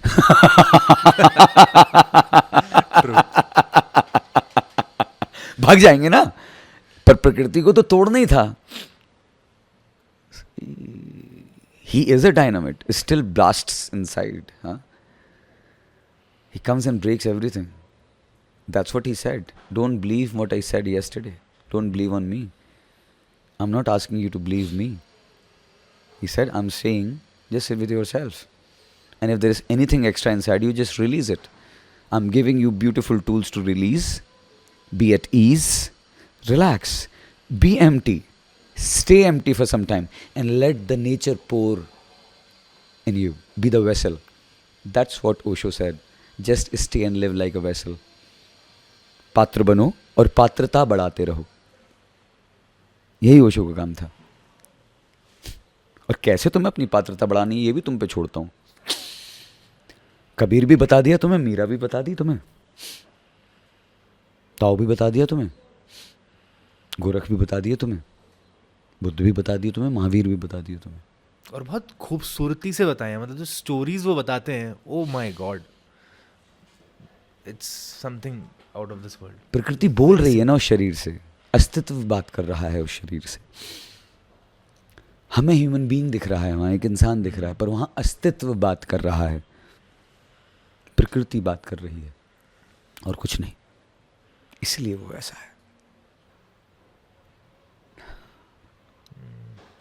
आपने एक बात बोली थी कि समाज ऐसे लोगों को गलत समझता है ज़्यादातर, ऐसा क्यों है? हम लोग रिसेप्टिव क्यों नहीं है कुछ नए आइडियाज़ के लिए, कुछ नहीं? I think one of this reason, one of it, इसका कारण ये हो सकता है कि जो चीज़ आप करने के लिए कह रहे हैं, जो ओशो करने के लिए कह रहे हैं, उसमें बहुत सेल्फ इंक्वायरी लगेगी, अवेयरनेस लगेगी। और अवेयरनेस के लिए पहले इंसान को अपने साथ बैठना पड़ेगा, और बैठने के लिए उसे रुकना पड़ेगा, जो वो इस फास्ट पेसिंग वर्ल्ड में एक्सेप्ट कर ही नहीं पा रहा है, राइट? तो वो एक तो हम लोग डरते क्यों अपने साथ बैठने से, like without any music, without anything, why do we fear of taking a pause? Just because we are being programmed for right and wrong, पाप पुण्य, स्वर्ग नरक, an external competition, external settings. We are being programmed for exteriority, not interiority. Beautiful thought. क्या आप इसको explain कर सकते हैं थोड़ा सा? We are being told biology से डॉक्टर बनते हैं। We are not being told this is biology. We are being told chemistry, doctor बनने के लिए पढ़ना जरूरी है, पीईटी क्लियर करने के लिए केमिस्ट्री आना जरूरी है। We are not being told what runs through this is chemistry. What develops this is chemistry. We are not being told our emotions are actually our chemistry. We are not being told this. The reality is this is biology. Created out of a chemistry between botany and zoology. That's why it is biochemistry, which is the basis of psychology. It's that easy. We are not being told that you are all 7 colors. 7 colors mean 7 rasas. 7 rang mean 7 rasas. 7 रस mean का मतलब है आपके अंदर सभी तरह के भाव हैं। मतलब आपके अंदर ईर्ष्या है। फिर रामायण या तो इतिहास बता दी जाती है, या तो एक आदर्श किताब। ये नहीं बताई जाती कि उसका एक पार्ट भी सुन लोगे ना, और ज़िंदगी भर अगर राम का एक भी किस्सा सुन के अपने ऊपर लगाते रहोगे तो राम तत्व को पा जाओगे। कितनी बहस चल रही है मेरी उस पे किसी ने बोला कि आपने पढ़ा लिखा नहीं है इसलिए ऐसी बात मैंने कर रहे देखा हो। था कमेंट वो किसी हाँ ने किया जी, था। नहीं पढ़ा लिखा, क्या करूं, मुझे अभी तक तो पढ़ा लिखा व्यक्ति कोई राम को निभाते नहीं देखा, नहीं मिला मुझे कोई, क्या करूं, कोई मिल जाता तो मैं कर लेता। मैंने बोला था हमेशा आती है कन्फर्मेशंस। अब जिसने वाकई रामचरितमानस पढ़ी है उसको इनकी ये मल्हार समझ में आ जाएगी, ये मल्हार थी।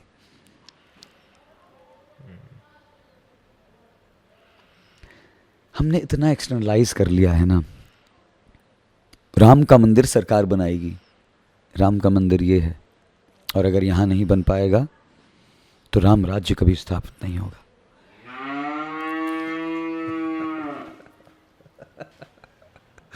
Hence proved.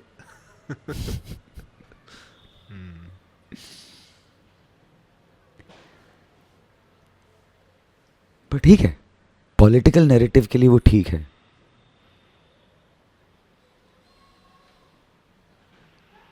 पर खुद के साथ बैठना सिर्फ तभी संभव है किसी का जब उसे ये पता हो कि वो सातों रंग है, वो सातों स्वर है, वो एक पूर्ण मनुष्य है। मतलब वो रावण भी बन सकता है और राम भी, वो सीता को भी धारण कर सकता है और वो दुर्गा को भी, स्त्री हो चाहे पुरुष। वो सारे पुरुष जो अपनी हर चीज त्याग कर 50 चीजें सीखने को तैयार हैं जिससे कि लोगों को पोषण हो सके, क्या वो देवी को धारण नहीं कर रहे हैं? अरे देवी और दुर्गा की कृपा के बिना उनकी औकात नहीं कि वो ये कर जाए मनुष्य। और देवी की कृपा के लिए सिर्फ एक ही काम करना है, धारण। प्रकृति की कृपा के लिए क्या करना होगा? सिर्फ उसके सामने सर झुकाना होगा कि जैसी तू है वैसे ही हम चलेंगे, क्योंकि तू और मैं अलग कहां। सूरज रोज निकल रहा है, नदी बह रही है, वृक्ष सांस ले रहे हैं और दिए जा रहे हैं, पानी कम भी हो तो भी कुछ तो निकाल देते हैं, पानी दे दो तो भर के दे देते हैं फल। हम क्या चाहते हैं? हमें पानी दिया जाए, दिया जाए, दिया जाए, हम फल नहीं देंगे। हम टैक्स नहीं देना चाहते हैं गवर्नमेंट को। ठीक है, बहुत सारी गलतियां और कमियां हो सकती हैं। मेरा सिर्फ एक ही संदेश है, बहुत सहज तरीके से इस बात को समझा जाए कि भैया हम सातों रंग हैं, सातों रस हैं, तो हमारे अंदर सातों स्वर होंगे। मतलब हम हेलो हाय कैसे हैं बात करना जानते हैं, और तेरे ही उधर ही खड़ा रहना, आगे नहीं, ये भी जानते हैं। और इन दोनों को साध के चलेंगे। साध के चलेंगे मतलब जब ये बोलेंगे तो पूरी सच्ची निष्ठा से यूं भी होंगे। साधना मतलब अंदर बाहर एक, अंदर बाहर एक। ठीक है, राइट लेफ्ट में साध रहे हो या सेंटर में साध रहे हो? बैलेंस कहां बनता है, कोर में या राइट और लेफ्ट में? बीच में बैलेंस बनता है कोर में, सेंटर में, बीच में। तो साधना मतलब एक, अंदर बाहर एक। तो जब आप ये हैं तो ये हैं, और जब ये हैं तो फिर आप वहां हैं। और ये है भारत कि हम यूं रहते हैं, पर अगर हाथ खुलते हैं तो फिर तो हम नाच रहे हैं। फिर हम नाच रहे हैं, हाथ में तलवार होगी तो वो काट देगी। परफॉर्मेंस देखना है तो दूर हटो, ताली बजाओ, करीब आओगे तो कट जाओगे। और ये तभी होगी जब तुम हमें मजबूर कर दोगे। हम तुम्हारे घर में नहीं आते, कभी हमारे घर में मत आओ। हमारे घर में आओगे, सम्मान है, खाओ पियो ऐश करो। व्यवस्था का हिस्सा नहीं बन सकते तो ठीक, तो ठीक, फिर भी ठीक। अव्यवस्था फैलाओगे वो भी इतनी कि दूसरों के लिए दिक्कत और हानि हो, तो सबसे पहले तो हम जाने को बोलेंगे। और अगर ज़्यादा यहीं रहोगे तो हमें उठा के फेंकना भी आता है। और यही है शिशिर उषा भारती। और 4 साल से इसी तरह ये जगह भी रही है। पूरे ही प्रेम से यहाँ पर रात को 12 बजे कोई अंदर भी आया अगर उसके पास रहने के लिए जगह नहीं है, और रात को 2:30 बजे मैंने बाहर भी कर दिया कि सामान पैक करो और बिल्कुल निकल जाओ, मुझे फ़र्क नहीं पड़ता कि तुम्हारे पास रहने के लिए जगह है या नहीं। क्योंकि अगर यहाँ और इस जगह की मर्यादा, इस जगह का भाव नहीं रख पाए, और उस एक वॉचमैन से जो यहाँ पर अपॉइंटेड है उससे बहसी किए जाते हो, तो भाई मैं मैनेजर हूँ, बोल रहा हूँ निकलो, हो गया आपका दाना पानी यहाँ पे। और ये भी मेरा प्रेम ही है उस व्यक्ति के प्रति कि अगर कोई प्रभु की दी हुई, श्री हरि की दी हुई, श्री गुरु श्री माँ की दी हुई एक ऐसी जगह अगर उसका सदुपयोग नहीं कर पा रहा है तो अभी उसे ज़िंदगी में समझना ज़रूरी है। खैर, ले चलिए आप आगे। हम साथ में इसलिए नहीं बैठ पाते क्योंकि हम अपने रंगों और रसों को नहीं जानते। एक्सेप्टेंस जैसे ही होगी कि हम धूप छांव दोनों हैं, एक्सेप्टेंस जैसे ही आएगी कि हम सातों रंग हैं, सातों स्वर हैं, हम सब कुछ हैं, फिर हम बैठ पाएंगे। सातों रंगों को जानने के लिए साधना ज़रूरी है। साधना का पहला स्टेप क्या है? सांस साधना। एक चीज़ है हमारी ज़िंदगी, सांस। देखो ज़रा ख्याल से, है कहाँ बह रही ये ज़िंदगी। देखो ज़रा ख्याल से, है कहाँ बह रही ये ज़िंदगी, है कहाँ चल रही ये ज़िंदगी। हमारी ये ज़िंदगी है कहाँ बह रही, है कहाँ चल रही ये ज़िंदगी।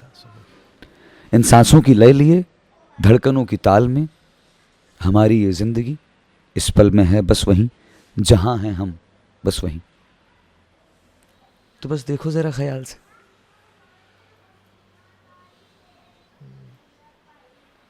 उसी में बहुत सारे चाबियां निकलने लगती हैं।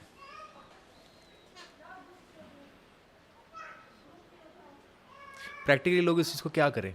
How what if somebody is listening to this, watching this, कैसे वो सांस को महसूस कर सकते हैं इस चीज़ के लिए? गुस्सा आ रहा है, दिल टूटा है, बुरा लग रहा है, गाली देने का मन है, इरिटेशन हो रहा है, फ्रस्ट्रेशन हो रहा है, कोई भी सिचुएशन है, ठीक है, बैठ जाओ। एनी एक्सट्रीम ऑफ इमोशन, बैठ जाओ और देखो कैसी चल रही है। बस देखो कैसी चल रही है। बहुत खुशी हो रही है, बहुत एक्साइटमेंट हो रहा है, बहुत हाइपर फील कर रहे हो, बहुत ज्यादा एनर्जेटिक फील कर रहे हो,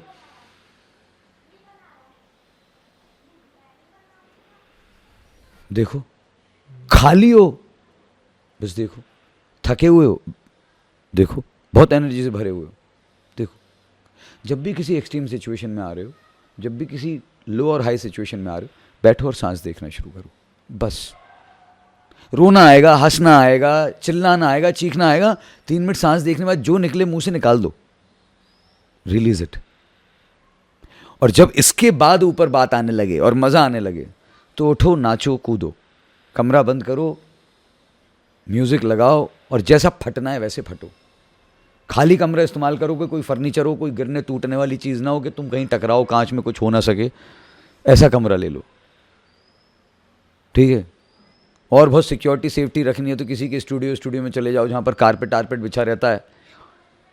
जिम में जहाँ कारपेट रहता है, किसी एक कोने को पकड़ लो, धा धा धा धा धा, जैसे आप कहते हो डायनेमिक मेडिटेशन। मैं कहता हूँ कोई मेडिटेशन एडिटेशन नहीं, कुछ नहीं, आप बस नाचो, हाथ पैर फेंको बंद कमरे में और बिल्कुल फेंको हाथ पैर। और जब थक जाओ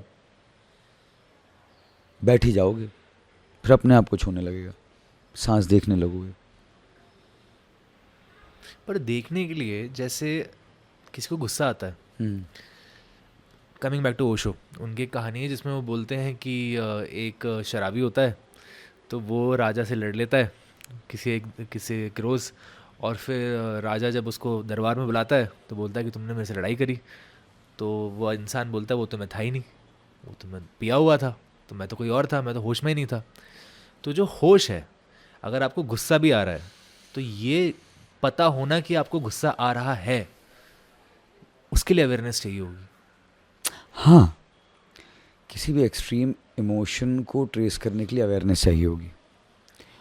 और उस अवेयरनेस के लिए एक चीज़ तो ये है कि you are able to help yourself if you are in that situation, and if at all the situation is not like that, in that case you have to take help, right.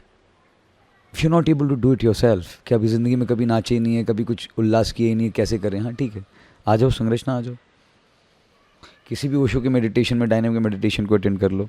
Meditation शब्द से दिक्कत है, आप बड़े ही आज के liberal हो और ये हो और वो हो, पता नहीं किस किस डेफिनेशन में आप रुके हुए हो, कोई बात नहीं, आप घर पे कुछ भी कर लो, या संरचना कम्युनिटी स्पेस आ जाओ,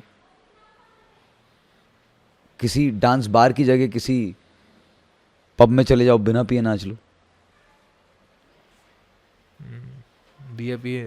बिना पिए तो बात नहीं होती है, तो नाचना तो बहुत अब वही है, वो जो शुरुआत का स्टिमुलेशन जो आपको शराब दे रही है, जिसके बाद आप नाच पाते हो, वो स्टिमुलेशन हम बिना एसिडिटी बिना लिवर खराब किए यहाँ दे देते हैं.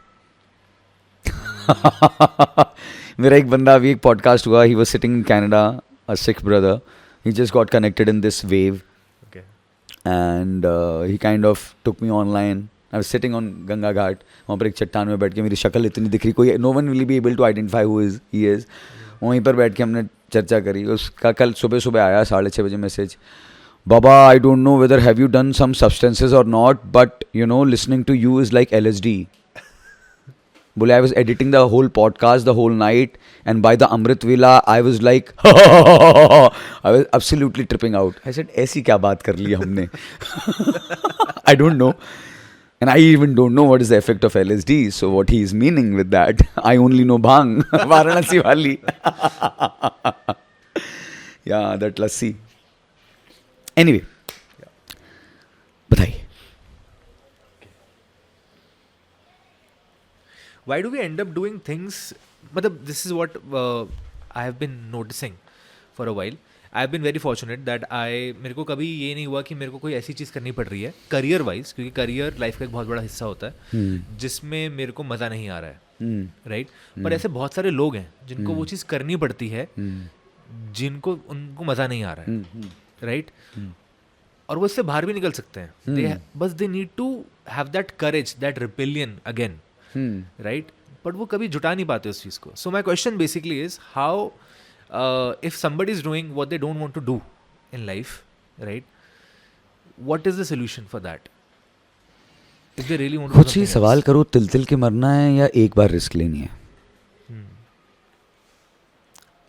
क्योंकि जो कर रहे हो अगर उसमें हो नहीं तो बहुत सारी बीमारियों को अपने शरीर में घर कर रहे हो प्रैक्टिकली. आज पता है मैक्सिमम बीमारियां सिर्फ इसलिए हैं, फिजिकल एलिमेंट्स इसलिए हैं क्योंकि इंसान यहाँ ड्राइव्ड है जबकि उसकी मशीन यहाँ ड्राइव होने के लिए बनी.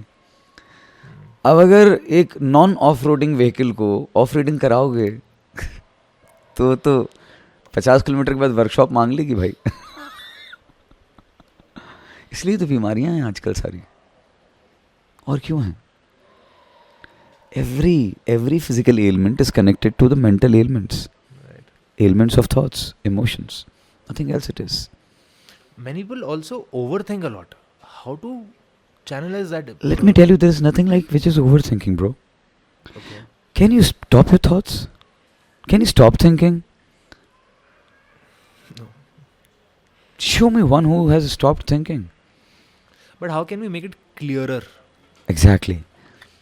To have clarity, the only way out is exploring your colors, exploring the shades of the colors, exploring the grey matter in you, and keeping it black and white very clear to your own self.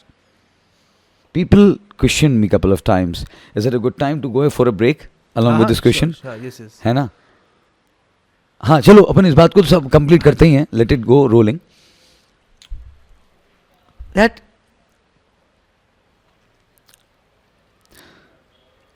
एक बार क्यों और देना. Basically कि मैं भूल गया उस पे. हाँ. ओवर थिंकिंग, हम थॉट्स के बारे में हाँ देखो, सोच तो कोई रोक नहीं सकता. हम्म. क्या हम सोच रोक सकते हैं? अपनी थिंकिंग रोक सकते हैं? नहीं.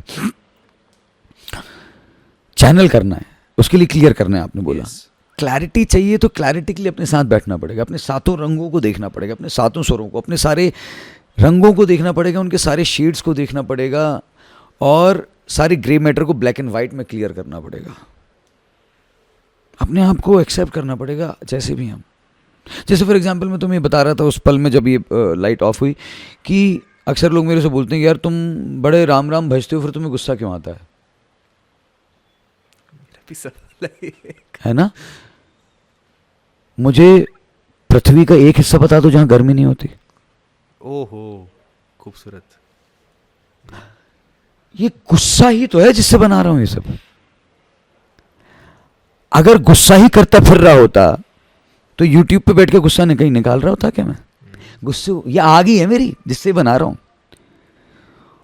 वो जिसको 9 मिलियन लोग देख रहे हैं ना रिपीट कर करके, जो 9 मिलियन बार देखा गया है, 7-8 मिलियन लोगों ने देखा होगा, 9 मिलियन बार वो देखी गई है. क्यों? क्योंकि सबके मन की बात है. राइट. किसने बोला गुस्सा नहीं होना चाहिए? आग नहीं होना चाहिए ये कह रहे हो क्या? आग से खाना भी पकाते हो, आग से घर भी जलाते हो, आग से शहर भी जला सकते हो। मैं खाना पका रहा हूँ। ओ बहुत ब्यूटीफुल थॉट कि आप आग होनी चाहिए पर किस चीज के लिए लगा रहे हो? एग्जैक्टली। दीपक जलाओ। ये क्यों लोगों को पसंद आ रहा है? क्योंकि दीपक जला रहा हूं, खाना बना रहा हूं, सर्व कर रहा हूं उसी आग से। वो आग ही तो है जो आज तक यहां पर कभी किसी सिचुएशन में क्यों नहीं हार पाया। आपको लगता है कि मैंने सोशली कुछ झेला नहीं होगा? अरे आप रहो 3 दिन, आपको तपोवन में मेरे विषय में सारे किस्से मिलेंगे जी। बाबा LSD कराता है, कोई बोल रहा है आपकी बातों में LSD है, कोई बोलता है बाबा LSD करा रहा है। अब अगर उसको कनाडा में बैठ के हो रही पॉडकास्ट में, तो बातों की भी LSD हो सकती है। ट्रू। हिप्नोटाइज कर लेता हूं मैं, हिप्नोटाइज कर रहा हूं मैं। काला जादू करता है। ये लोग कहते हैं ये सब? अरे बकायदा। आप कुछ मत बोलना, हम पॉडकास्ट करने आए यार। सोच रहे हैं वो शिशिर जी के साथ कुछ काम करना है, देख के हाँ स्कैम है, स्कैम। और क्या स्कैम है पता है? क्योंकि ये जगह पैसे की शर्त पे नहीं चलती है कि किसी को यहाँ पर रहने खाने के लिए पैसा चाहिए। क्योंकि यहाँ पर कीर्तन में 20-20, 30-30 लोगों का भोजन होता है और लोग बाहर निकल के बोलते हैं यार आत्मा की तृप्ति। यहाँ बैठ के खाना खाते खाते रो देते हैं और बोलते हैं यार घर जैसा तो बहुत समय बाद फील हो रहा है खाना खाते हुए। और हाँ ऐसा होगा तो इंसान भंड तो जाएगा, ऐसा तो जाएगा, ऑर्गेस्मिक भी हो सकता है। कुछ लोग हैं जो बोलते हैं कि ऐसा खाना नहीं मिल रहा पूरे तपोवन में। कुछ लोग ऐसा भी बोलते हैं, है ना। कुछ लोग ऐसा भी बोले मेरे को अभी 1 महीने पहले कि यार शिशिर जी वही खाना मैंने अपनी रसोई में बनाने की कोशिश करी, नहीं बना। मेरी बहन की रसोई में बनाने की कोशिश करी, नहीं बना। वो चीज़ वहीं बनाते थे तो टेस्ट क्यों आता था? मैं यही तो बोल रहा हूँ भैया, देखो कि कृपा मेरे ऊपर भी है कि मैं यहाँ रह रहा हूँ। हर इंसान को यही बोला है कि यहाँ पहुँचे हो ना तो अपने अच्छे कर्मों से, अपनी सीकिंग से पहुँचे हो,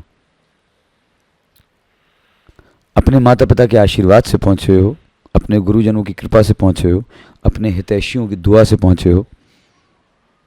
और जाहिर सी बात है उन लोगों को भी शुक्रिया अदा करना जिन्होंने आग लगाई होगी कि तुम यहाँ पहुँचे हो। तो पहुँचे हो तो अपनी सीकिंग से पहुँचे हो। अपने समय और ऊर्जा का क्या करोगे? मैं 24 घंटे अवेलेबल हूँ। तुम अगर मुझे देख के कुछ फॉलो करना चाहते हो तो फिर पूरी जिंदगी इसी में लगाना फॉलो करना पड़ेगा, जिसके लिए अभी तुम तैयार नहीं हो। तुम मुझे अपने क्राइटेरियाज पे मत आंकना कि भैया ब्रह्म मुहूर्त में तो नहीं उठते। फिर ये भी जानना कि भैया 12:30 तक अगर तुम्हारे साथ 1 बजे तक तुम्हारी बात को सुनते हुए तुम्हारा दिल हल्का करते हुए बैठे हैं तो फिर भैया फिर ब्रह्म मुहूर्त के बाद ध्यान करके सोएंगे और फिर 10 बजे तुम्हारे साथ 11 बजे फिर आ जाएंगे। तो ये देखो कि भैया सिर्फ 3 घंटे 4 घंटे या 5 घंटे सो रहे हैं, बाकी समय लगे हुए हैं। उनको तुम अपने तकाजे पे मत लाना कि 5 बजे क्यों नहीं उठते, क्योंकि भैया का वो 5 बजे रेगुलर उठने वाला जब समय होता है तो वो उठते हैं।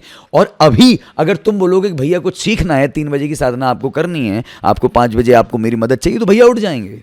फिर भैया शायद ना भी सोएं और तुम्हारे लिए अवेलेबल होंगे, या 1-1.5 घंटे की नींद के बाद आपके पास अवेलेबल होंगे। ना वहाँ कोई ताला, ना मेरे रूम में कभी कोई सटकन नहीं लगी होती। सर्दियों में भी एक पत्थर लगा होता है सिर्फ पीछे, जिससे हवा से ना खिल जाए और ठंडी हवा रूम में ना आ जाए।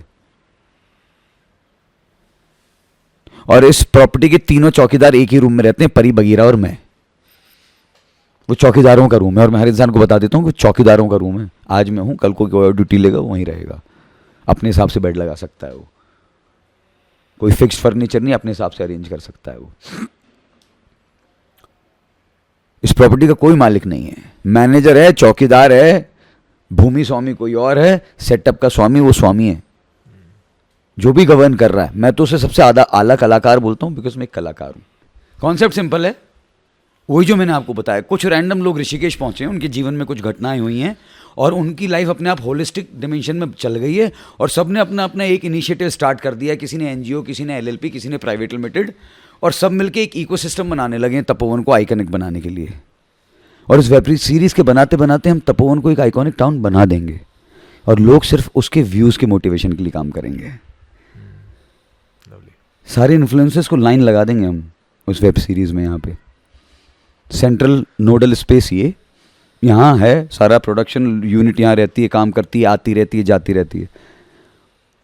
तो ऐसा होगा कि रिट्रीट होती रहेंगी, एंटरप्राइज बनते रहेंगे, काम होता रहेगा, प्रैक्टिकली काम कोई नहीं कर रहा होगा, सब अपनी लाइफ को बस बेहतर कर रहे होंगे, प्रैक्टिकली आओ सब संग चले हो रहा होगा। लवली। चलो shoot it sir, we are in the last segment of our podcast हाँ। एपिसोड। ऑल्दो ये और बहुत सारे एपिसोड लगेंगे इस चीज़ को पूरी तरीके से जानने में, बट आज के लिए हम चार हमारे लास्ट आखिरी क्वेश्चन हैं। पहला मेरा ये है कि जब हम चाय पी रहे थे अभी, आपने प्रकृति को बहुत प्यार से, बहुत सरलता से डिफाइन करा मेरे लिए, है ना? तो आप क्या वो ऑडियंस के लिए भी कर सकते हैं अभी प्लीज? प्रकृति, प्र is the sound which sounds like continuity, pro, है ना, प्रो समथिंग। अब यहां पर what is the pro is Kriti, is creation, that which is procreation, constantly getting created. That is what we address as Prakriti in all our different forms. We are constantly getting created. Hairs are growing, skin is changing, many more things. We are constantly getting created. So Prakriti. And that's why there is no perfection. Yeah, so there is no perfection. क्योंकि constantly जो create हो रहा है वो perfect तो नहीं हो सकता। परफेक्शन किसको कहोगे, कोई डेफिनेशन ही सेट नहीं हो रही है। Constantly getting created, so that in itself what is happening constantly is only perfect in that moment. That's why they say this moment is the only perfect thing in the world, only this moment is perfect. सिर्फ ये लम्हा है जो दुरुस्त है। बहुत खूब। प्रकृति की बात हो रही है तो आप प्रकृति यानी नेचर के बहुत करीब रहते हैं, ऋषिकेश में, राइट, तपोवन में। तो नेचर के पास रहना इंसान को खुद से कैसे और कनेक्ट करवाता है और कैसे बदलता है फॉर गुड? सबसे पहली बात तो हमें एक थॉट करेक्शन की ज़रूरत है यहाँ पर।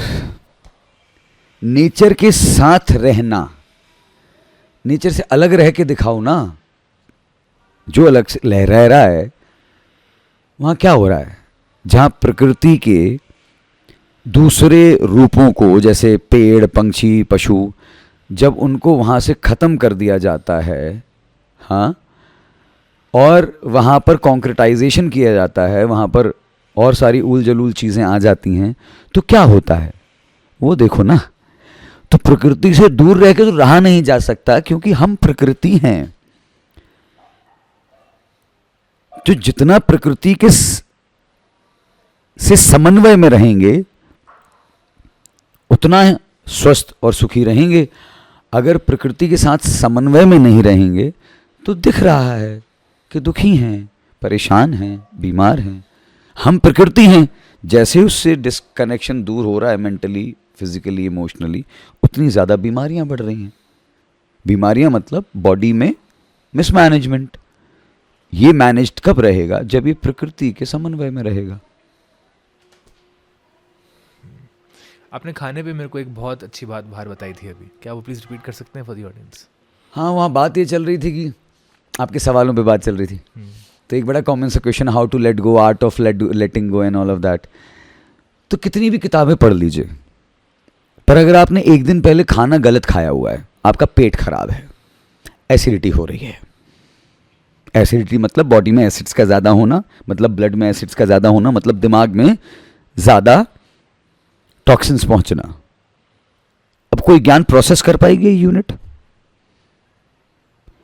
वो जिस वोल्टेज पे चलना चाहिए उस वोल्टेज पे वो फंक्शन ही नहीं कर पा रही, तो कुछ प्रोसेसिंग होगी इस यूनिट में। तो कौन सी किताब काम देगी, कौन सा ज्ञान काम देगा? तो सबसे पहले तो जब आपका भोजन ठीक होगा तब जाके आपके ऊपर कोई भी चीज काम करेगी। और अगर समस्थिति लानी है, लेट गो मतलब समस्थिति, whatever it is okay. ये तो तभी होगा जब आप समस्थिति देने वाला भोजन करेंगे। Only when you are having the food which gives you equanimity, only then you're going to have equanimous processing in your brain will result in your emotional harmony and equanimity. right? So the first thing is the food of five senses must be such that it offers equanimity inside. इसलिए सात्विक भोजन. सात्विक मतलब कोई इसमें धर्म का समझ नहीं है. सात्विक मतलब जो आपको समस्थिति पे रखता है. यहां पर भी ज्यादा उड़ नहीं सकते, जमीन के नीचे ज्यादा देर रह नहीं सकते. आम इंसान की बात कर रहा हूं. यहां साधक भी रह सकता है, यहां भी साधक रह सकता है, यहां महायोगी रह सकता है, यहां महायोगी रह सकता है. आम इंसान को यहां रहने की जरूरत है, जमीन पर. और यहां बने रहने के लिए यह सत्व, यह रज, यह तम. गलत सही कुछ नहीं है, पर अगर यहां रह सकते हो खुश तो कर लो. यहां नहीं रह सकते तो वो करो जो यहां रहने में मदद करे. यहां उड़ने के लिए छाती में हवा की जरूरत है, पंख फैलाने की जरूरत है, सपनों की जरूरत है, सवाल पूछने की जरूरत है, इंक्वायरी की जरूरत है, खुद की ताकतों को जानने की जरूरत है, खुद के रंगों को और रसों को जानने की जरूरत है. तब जाके काम बनेगा. तो कोशिश करिए कि यहां बने रहें. यहाँ बने रहने के लिए म्यूज़िक आपकी कितनी हेल्प करता है? और कबीर का अगर जिक्र हो जाए तो और अच्छी बात है, क्योंकि मैं बहुत फॉलो करता हूँ कबीर को. मतलब मैं बहुत गाने मेरी मामी म्यूज़िक टीचर हैं, तो घर में ये सब इट्स देयर. तो वो कबीर का मेरे को निर्गुण भजन जो होते हैं, हाँ हाँ, वो गाती हैं, वो हर वीकेंड सुनाती हैं. तो मैं बहुत इन्फ्लुएंस हूँ उस चीज़ से. स्पेशली कोविड में मेरे को एक्सपोजर हुआ था कबीर का. एब्सोल्युटली. अदरवाइज तो what is your connection with Kabir and music?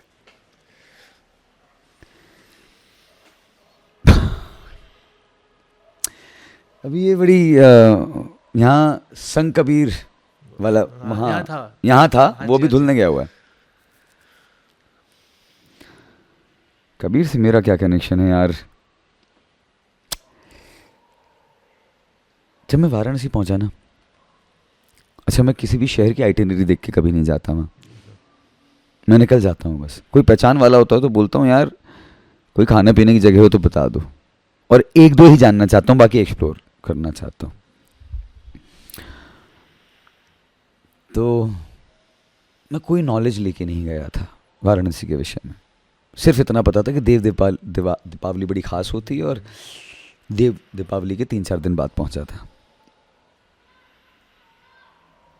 पहली शाम यह तय हो गया कि यहाँ आके रहना पड़ेगा. मतलब मैंडेटरी है. मतलब यहाँ से घर जाओ, सामान पैक करो और आ जाओ. रहना ही पड़ेगा.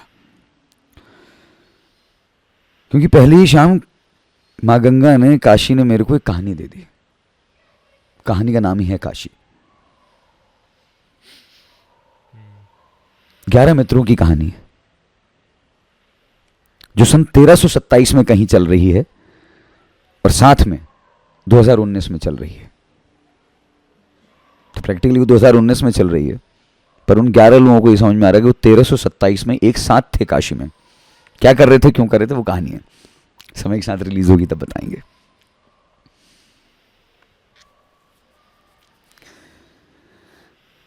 तो ये पहले ही शाम माँ गंगा ने दे दी, और ऐसी दे दी कि रात भर दिल्ली पहुंचते पहुंचते ड्राफ्ट बन रहा है ट्रेन में. Thankfully to my sponsors those days, उन्होंने सेकंड एसी मेरे को स्पॉन्सर किया हुआ था. I had a light, I had the curtain, टक टक टक टक टक टक टक टक टक टक टक टक टक टक. Then went to Bangla Sahib right in the morning. After coming out of Bangla Sahib, वो जो हनुमान मंदिर है दिल्ली में, बंगला साहिब के आगे, वहाँ बैठ के शाम को 7:30-8 बज गए. वहाँ मंदिर है, वहाँ शाम को कीर्तन होते हैं, वो कीर्तन हो गया और चलती रही है कहानी. उस कहानी को लिखते लिखते मुझे दिखा मेरा कबीर से क्या संबंध है. और फिर जब मैं काशी पहुंचा तो एक दिन पहुंचते पहुंचते चलते चलते एक घाट पे जाके बैठा जहां पर मुझे कबीर कबीर कबीर कबीर कबीर ही याद आ रहे हैं. आंखें बही जा रही हैं, हंसी आ रही है. और जो 2-4-8 दोहे बचपन वाले कबीर दास जी के याद थे, स्कूल में जो पढ़ाए गए थे हिंदी में, वो गुंजायमान हो रहे हैं. और कुछ ज्ञान नहीं, कुछ पढ़ा नहीं कबीर को मैंने, आज भी नहीं पढ़ा मैंने, बस वही गुंजायमान हो रहे हैं. बुरा जो देखन मैं चलिया, बुरा ना मिलिया कोई, जो देखन की बारी आई मुझसे बुरा ना कोई। और यही ऐसे बस जो आम दोहे हैं वो गुंजायमान हो रहे हैं, और मैं हंसे जा रहा हूँ, रोए जा रहा हूँ, हंसे जा रहा हूँ, रोए जा रहा हूँ, हंसे जा रहा हूँ, रोए जा रहा हूँ, लेटे जा रहा हूँ, माँ गंगा को माथा टेक रहा हूँ, घाट पे लूट रहा हूँ, माथा लगा रहा हूँ, अपने आप हो रहा, कुछ नहीं रुक रहा, कुछ रुक ही नहीं पा रहा, बुद्धि नहीं आ रही है। अब काशी के घाटों पे ऐसा अक्सर होता रहता, तो लोगों के लिए कोई नई बात थी नहीं है, तो कुछ लोग हाँ खुश भी हो रहे हैं। मुझे कभी बीच बीच में बुद्धि आए तो समझ में ही नहीं आए कि ये खुश क्यों हो रहे हैं मेरी ऐसी हालत देख के। और ऐसा नहीं है कि मैंने कोई भांग की लस्सी पी हुई थी उस दिन, इनफैक्ट पेट खाली था, सुबह बस केले खाए थे और शाम हो गई थी। एक दो मंदिर बीच बीच में चना चिरौंजी और ऐसा कुछ कुछ प्रसाद मिल गया था। तो वहां से बाहर निकल रहा हूँ, एकदम से एक मंडली आई बूढ़े अंकल लोगों की, और एक चबूतरे पे बैठ गई और वो गाने लगी कबीर को। हम जाते जाते सीढ़ियों से उतर गए, रुके, और वहाँ पर बैठ के पता चला कि वही घाट था जहाँ पर कबीरदास जी अपने गुरु जी से मिले थे, रामानंद जी से, उसी घाट पे त्रिवेणी, उन्हीं सीढ़ियों पे जहाँ से मैं वापस आ गया। अब मुझे पता नहीं है कबीर से मेरा क्या संबंध, इसको मैं संज्ञा क्या दूँ। मैं मानता हूँ आशीर्वाद है उनका, कि वो शब्द नहीं दिए जा सकते, इसको क्या मैं दूँ। फिर 2022 में मुझे एक नाटक देखने को मिला जिसमें कबीरदास जी की जीवन मुझे पता चला। शैलेंद्र सिंह ठाकुर जी हैं, सही नाम ले रहा हूँ मैं शायद उनका, वो तुलसीदास जी, कबीरदास जी, सूरदास जी, इनके जीवन के को नाट्य रूपांतरित करते हैं। हाँ, तो उसमें मुझे देखने का सौंपा, और वो भी कैसे कि मेरे गुरुजी श्री हेमंत देवलेकर जी मेरे को ले जाके छोड़ दिए, कहाँ, भारत भवन, और वहाँ ये चल रहा है, और मुझे एक ही शाम मेरे पास, रात की मेरी ट्रेन 10:30 बजे की, और मुझे एक ही शो देखने को मिल रहा है जहाँ पर वो कबीरदास जी के जीवन पे वो दिखा रहे हैं मेरे को क्या जीवन रहा।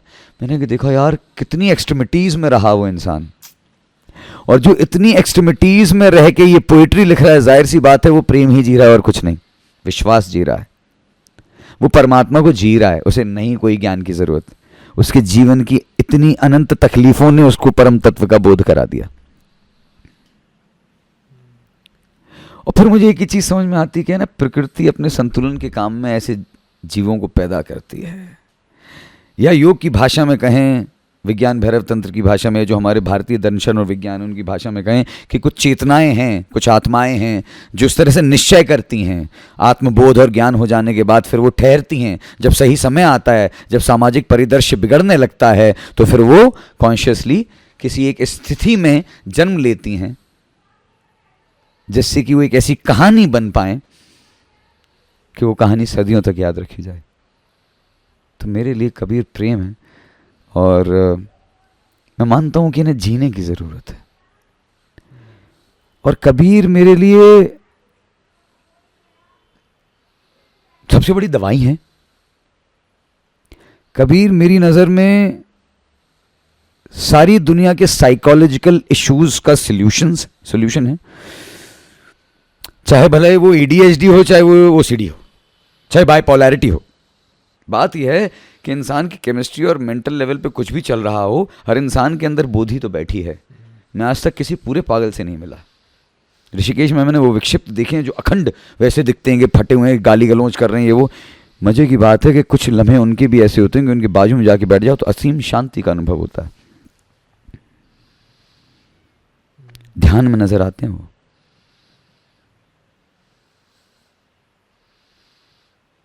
ऐसे ध्यान में। ऋषिकेश में आप कुछ मिस्टिक से मिले हो, except the one we were talking about? यार मैं मिस्टिक शब्द नहीं कहूंगा। ओके। मेरे को सौभाग्य हुआ उन लोगों से एक साथ बैठने का जो हिमालय के शिखर की साधनाओं से लेके आम जनता की सेवा में भी है। मतलब जिनको देख के लगता है कि उन्होंने संसार छोड़ दिया है, वो तो हिमालय में रहते हैं, वो हिमालय में जाते हैं, वो जहाँ भी साधना करते हैं, हिमालय तो सिर्फ कहा जाता है, तो पूरे भारतवर्ष में जाके साधना करते हैं मौसमों के हिसाब से, पर वो जहाँ भी हैं वो सेवारत हैं, वो राष्ट्र के लिए काम कर रहे हैं, वो मानवता के लिए काम कर रहे हैं, वो भारतीयता के लिए काम कर रहे हैं। और इनको देख के आप पहचान नहीं पाओगे कि कितना महान काम कर रहे हैं। दिखते ही नहीं है, वो समझ ही नहीं आते।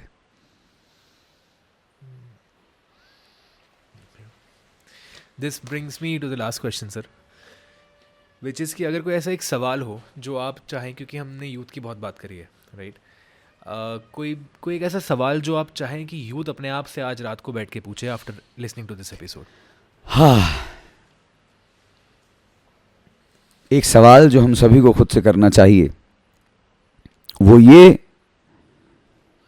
कि जो भी हमारे पास है, पैसा, एनर्जी, टाइम, थॉट्स, इमोशंस, हम वो कहाँ इन्वेस्ट कर रहे हैं। जहां भी इन्वेस्ट करोगे श्योर रिजल्ट आएगा, क्योंकि आधुनिक विज्ञान ने हमें बता दिया, हमने बहुत बचपन में पढ़ लिया, every action has equal and opposite reaction. That is one. Second, जो 70s, 80s, 90s में माता पिता बने, उनके पास जानकारी का बहुत ज़्यादा अभाव था। तो जिसको जानकारी ही नहीं, जिसको पता ही नहीं, जिसके पास सोर्सेज ही नहीं, अगर वो अपनी जीवन के को बहुत कुछ सेट ना कर पाए और वो मजबूरियों में चले, समझ में आता है, एक्सेप्टेबल है और हमारे लिए होना चाहिए। पूरे युवाओं को शिकायत नहीं होनी चाहिए, है ना। 2000 तक के माता पिता, इनफैक्ट 2010 तक के माता पिता, ये 15 के बाद हर हाथ में फ़ोन हो रहा है ना, 2010 तक के माता पिताओं के पास जानकारी की बहुत कम सुविधाएं थी। उनको जानकारी नहीं थी कि क्या खाएं, क्या खिलाएं, पांचों इंद्रियों का भोजन, ये सारी बातें। तो अगर उनसे कुछ अभाव रहा, कुछ कमियां रहीं, जो आपको अब ज्ञान होने के बाद, इन्फॉर्मेशन मिलने के बाद समझ में आती कि हमें ये नहीं कराया गया, वो नहीं कराया गया, अब अगर आपको ये समझ में आती हैं तो ये भी जानो कि उनको पता नहीं था। तो जिसके पास जानकारी नहीं उसकी नादानी भी नहीं, उसके पास तो जानकारी नहीं है, पर हमारे पास है। अगर हमारी जनरेशन ने अपने लिए कदम नहीं उठाए तो भविष्य अंधकार में तो तय है, दिख ही रहा है, वर्तमान है। एक बात। दूसरी बात, so this message is for every youth in the world. Youth means everyone who is coming in between 18 and 45. That our parents did not have the information, so just because of that, they couldn't offer us the right food for 5 senses. But now we have this by which we can ensure that we can manage to have good food of 5 senses. If we are not ensuring that, we are wasting time, energy, money, everything.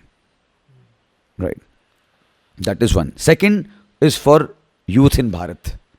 You are in Prajatantric Desh. Praja means us, Tantra means system. A system which is for us, by us, will run by us. The 4 pillars of modern democracy, media is the modern democratic pillar, but primarily 3: legislacy, bureaucracy and judiciary. Is something like butter, cheese and ghee. Right? Coming from the milk what प्रजा is. तो अगर हमारा representation ठीक नहीं है, मतलब हम ठीक नहीं है। तो गवर्नमेंट पे सवाल उठाते उठाते, उनको इल्जाम देते देते, भगवान को गाली देते देते, दूसरों को करते करते, आपका भविष्य तो अंधकारमय तय है, क्योंकि इसमें कुछ कंस्ट्रक्टिव नहीं है, इसमें कुछ क्रिएटिव नहीं है। तो एनर्जी या तो क्रिएट करेगी तो डिस्ट्रॉय करेगी। तो 5 सेंसेस का इनपुट ऐसा करें कि आपकी एनर्जी बाय डिफॉल्ट कंस्ट्रक्टिव और क्रिएटिव हो, और उस एनर्जी को लगाएं to ensure the right and the due for your own self, which is a holistic ecosystem. And at last I want to conclude with this: ensure that you are investing every second of your life, 24 hours each day into 365 days, in doing something good for your own self, your own family and your own loved ones. अगर आप अपना हर पल, हर एक घंटा अपनी बेहतरी के लिए नहीं लगाओगे तो आप बदतरी में ही लगा रहे हो, क्योंकि ऊर्जा या तो बेहतरी की तरफ जाएगी या तो बदतरी की तरफ जाएगी। energy neither can be created nor be destroyed. It can only be recycled or transformed from one form to another. So if you're not transforming and channeling your energy in creating something right for your own self, it is surely wherever it is going, maybe giving you pleasure and happiness for some time, but it is going into a destructive direction.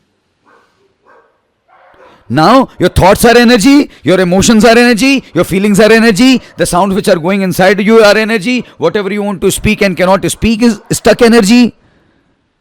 All of this needs to be channelized in a right way. Ensure that everything within this kingdom is in your control, if nothing else outside. Know that you're the protagonist, you're the king and the queen, you're the emperor and the empress of this kingdom. No government has a right until unless this kingdom goes wrong to take it, to do anything with this. And the only property what you possess is this. There's no other property which you possess for whole life. Not even the property what you invest in forms of asset. So that's the only possession you have. So if at all there can be a control anywhere, it can be here. Something what is happening in default, that is breath, even you can control that. You can control your heartbeat. And if you can control your breath and heartbeat, you can control everything happening inside your head. That is what is helping me in my life. Whatever I said is helping me in my life, is enabling me to do and be able to sustain in this journey which is Sangrashna. So, that is what it is. Beautiful. If that suffices your thing. It does, sir. It does. Thank you. So much for your time. Thank you. Thank you. Loved it.